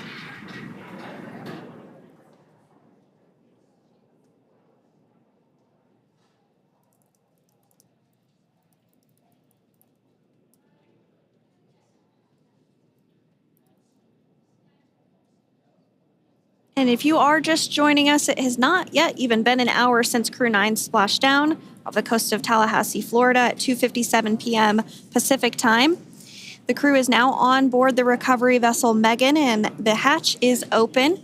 The next major milestone that we'll see is when the crew will actually egress or exit the spacecraft. But before that, they'll continue to, the recovery personnel will continue to install that protective area around the hatch and then remove the footrests. So we're a couple minutes away from seeing the crew egress, but not too long away.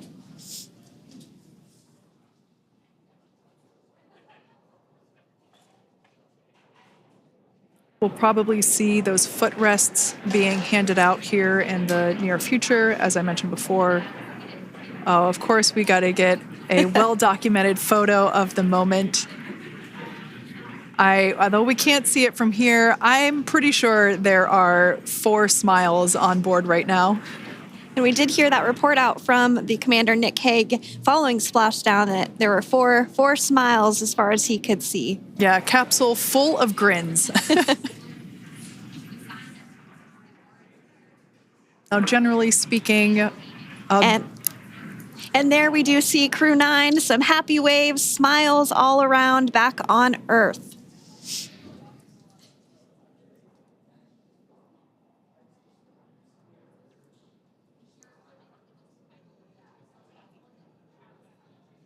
Generally speaking, we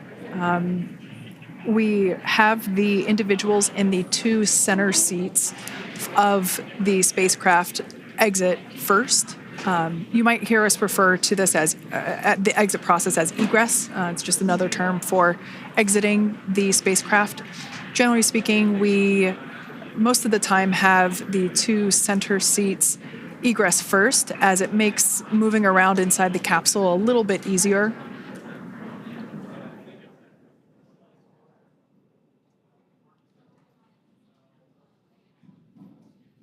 We can see the tablets that were previously located on the upper leg of the crew members. We can see those being handed out to the recovery team. Those were taken off prior to the entry phase, to spacecraft reentry. Those had to be stored and secured prior to dynamic operations.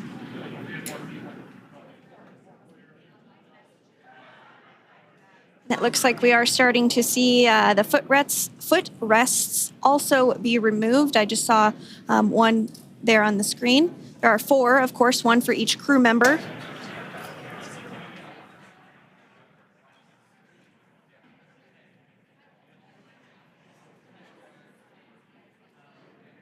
Those footrests are made out of carbon fiber and are actually sized appropriately for each crew member, as everybody has different measurements and different leg lengths. Same goes for the armrests and the bucket length of each seat. We size those appropriately for the crew members and to ensure their comfort and safety. I believe we just saw the little ramp that is used to help slide the crew members out from inside the spacecraft. And once the crew does exit Dragon Freedom, they will be placed on to a stretcher to go to a medical bay for medical checkouts. This is standard procedure for all Dragon spacecraft flights that Splashdown crewed, as well as for our Soyuz spacecraft that land in Kazakhstan.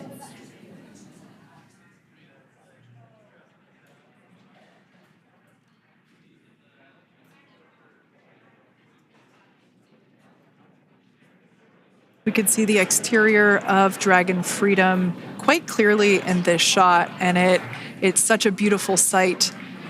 I personally prefer the capsule when it has some of that charring from atmospheric reentry. It is the signature sign of a capsule that has returned to Earth.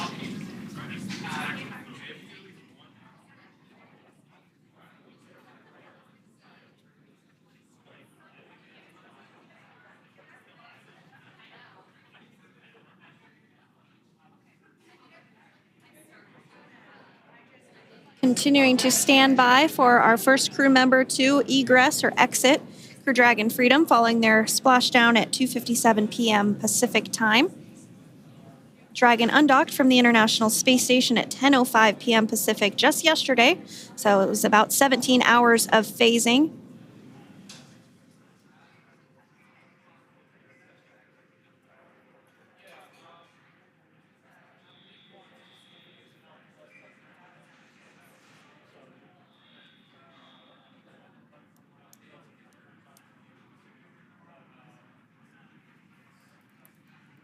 And while on board the International Space Station, Crew-9 contributed to 900 hours of science, over 150 research experiments and investigations, making great use of the microgravity lab of the International Space Station, which celebrates 25 years of continuous human presence this November.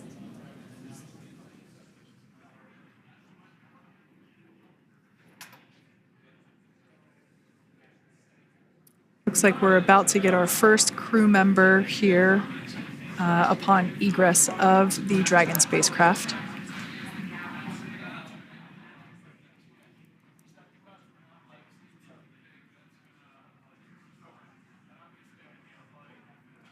So we are standing by for that egress. Outside of Dragon, you do see one of those stretchers. This is the expected procedure, as the crew will be taken to medical facilities following their exit from Dragon.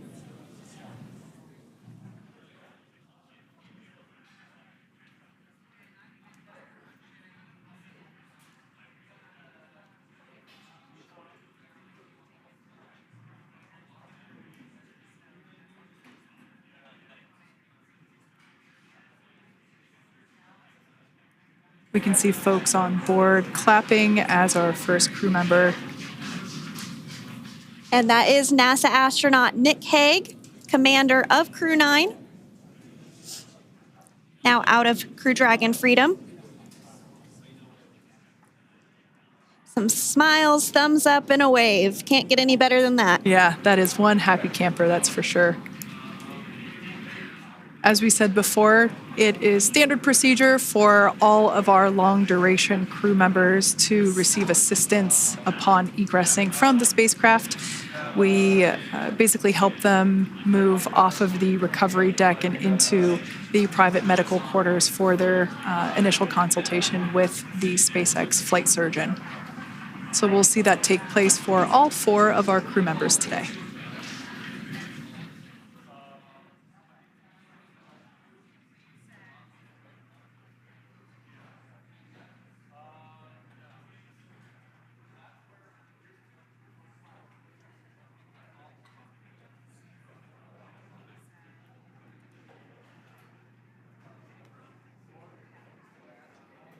And we are standing by for the next crew member to exit Freedom.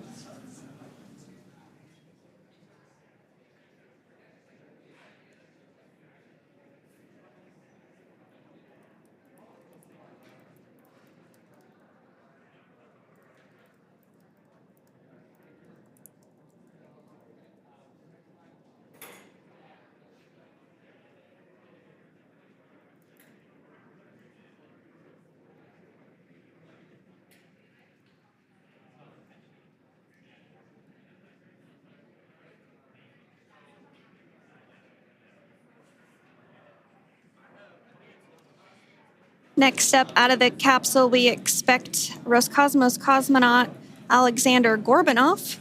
His first space flight. Spent 171 days in space alongside NASA astronaut Nick Hague. Looks like we're getting some cheers and clapping on board as Aleksandr is slid down the little ramp and placed into the mobility aid.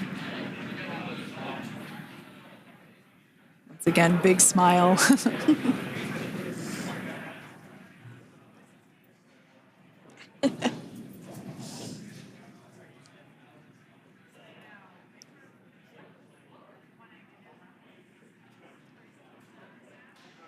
Now, the two crew members remaining in Dragon are NASA astronauts Suni Williams and Butch Wilmore.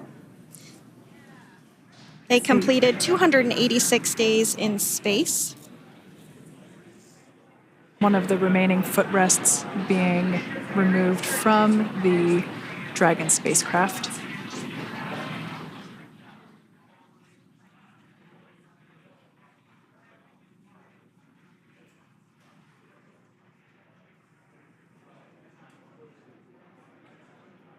As I said before, we generally try to have the crew members that are located in the two center seats aboard Dragon, and we like to have them egress first if possible, as it creates a little bit more movable working room inside the spacecraft. There is a recovery crew member inside that is helping all of our Crew-9 crew egress or exit from the spacecraft.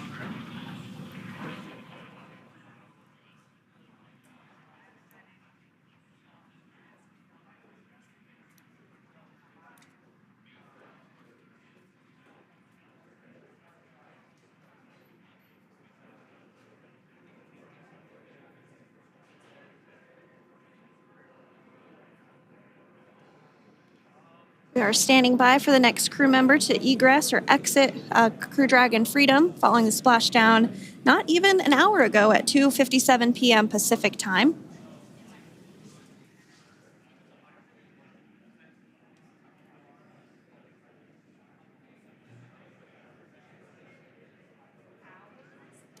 Really have the recovery operations down pretty quick at this point. Yeah, it's pretty incredible to think that just 5 years ago when we were doing the initial demonstration missions of the Dragon for Crew Dragon, that now we're under about 30 minutes for, to retrieve the spacecraft from the water, and just several minutes here while it's been on board and to get everyone, really to get that side hatch open.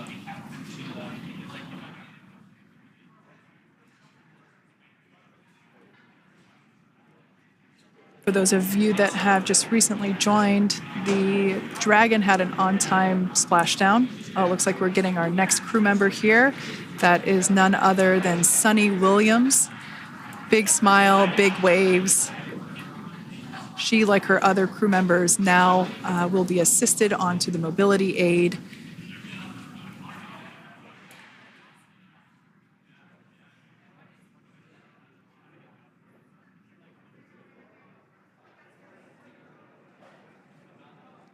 There we have it, some waves, some thumbs up, and some smiles.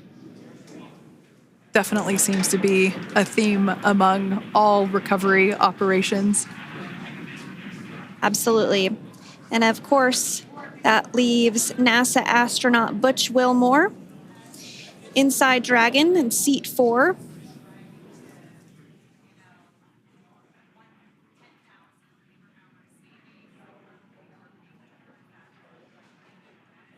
We're getting some views of him now as he egresses or exits the spacecraft.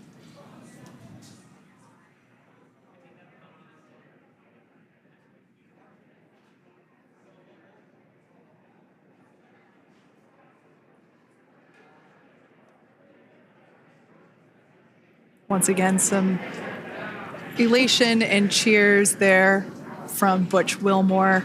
As we mentioned before, returning to Earth coming from a microgravity environment can wreak havoc on the body. So it is customary and just standard procedure for all of our long-term space residents to get assistance once they are back on board the recovery vessel.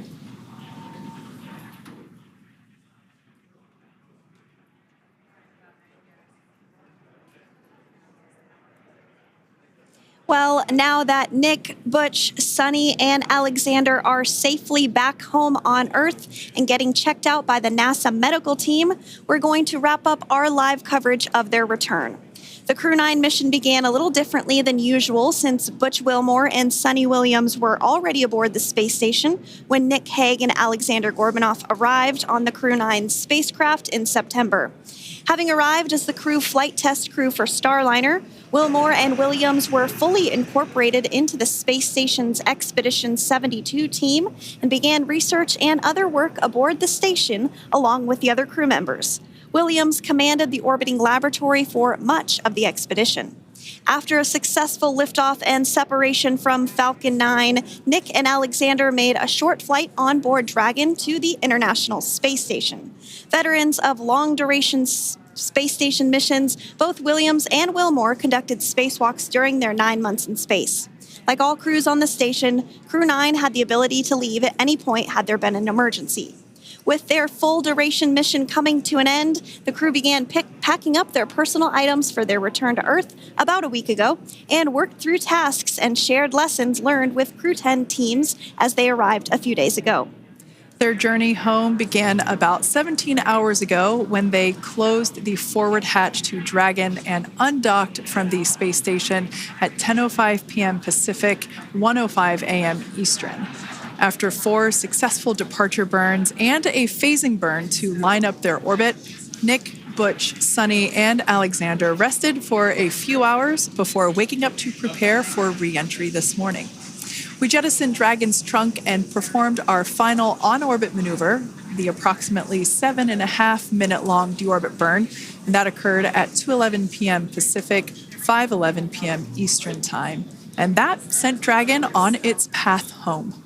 The spacecraft re-entered the Earth's atmosphere and slowed its descent with successful deployments of 2 drogue parachutes and 4 main parachutes, with the final splashdown occurring off the coast of Tallahassee, Florida at 2:57 p.m. Pacific, 5:57 p.m. Eastern. Following that successful splashdown, we saw SpaceX recovery experts move in and prepare Dragon Freedom for its lift onto the recovery vessel. And just a little less than an hour following splashdown, we saw Nick, Suni, Butch, and Aleksandr make their way out of Dragon and into the recovery ship's medical facilities, safe and sound.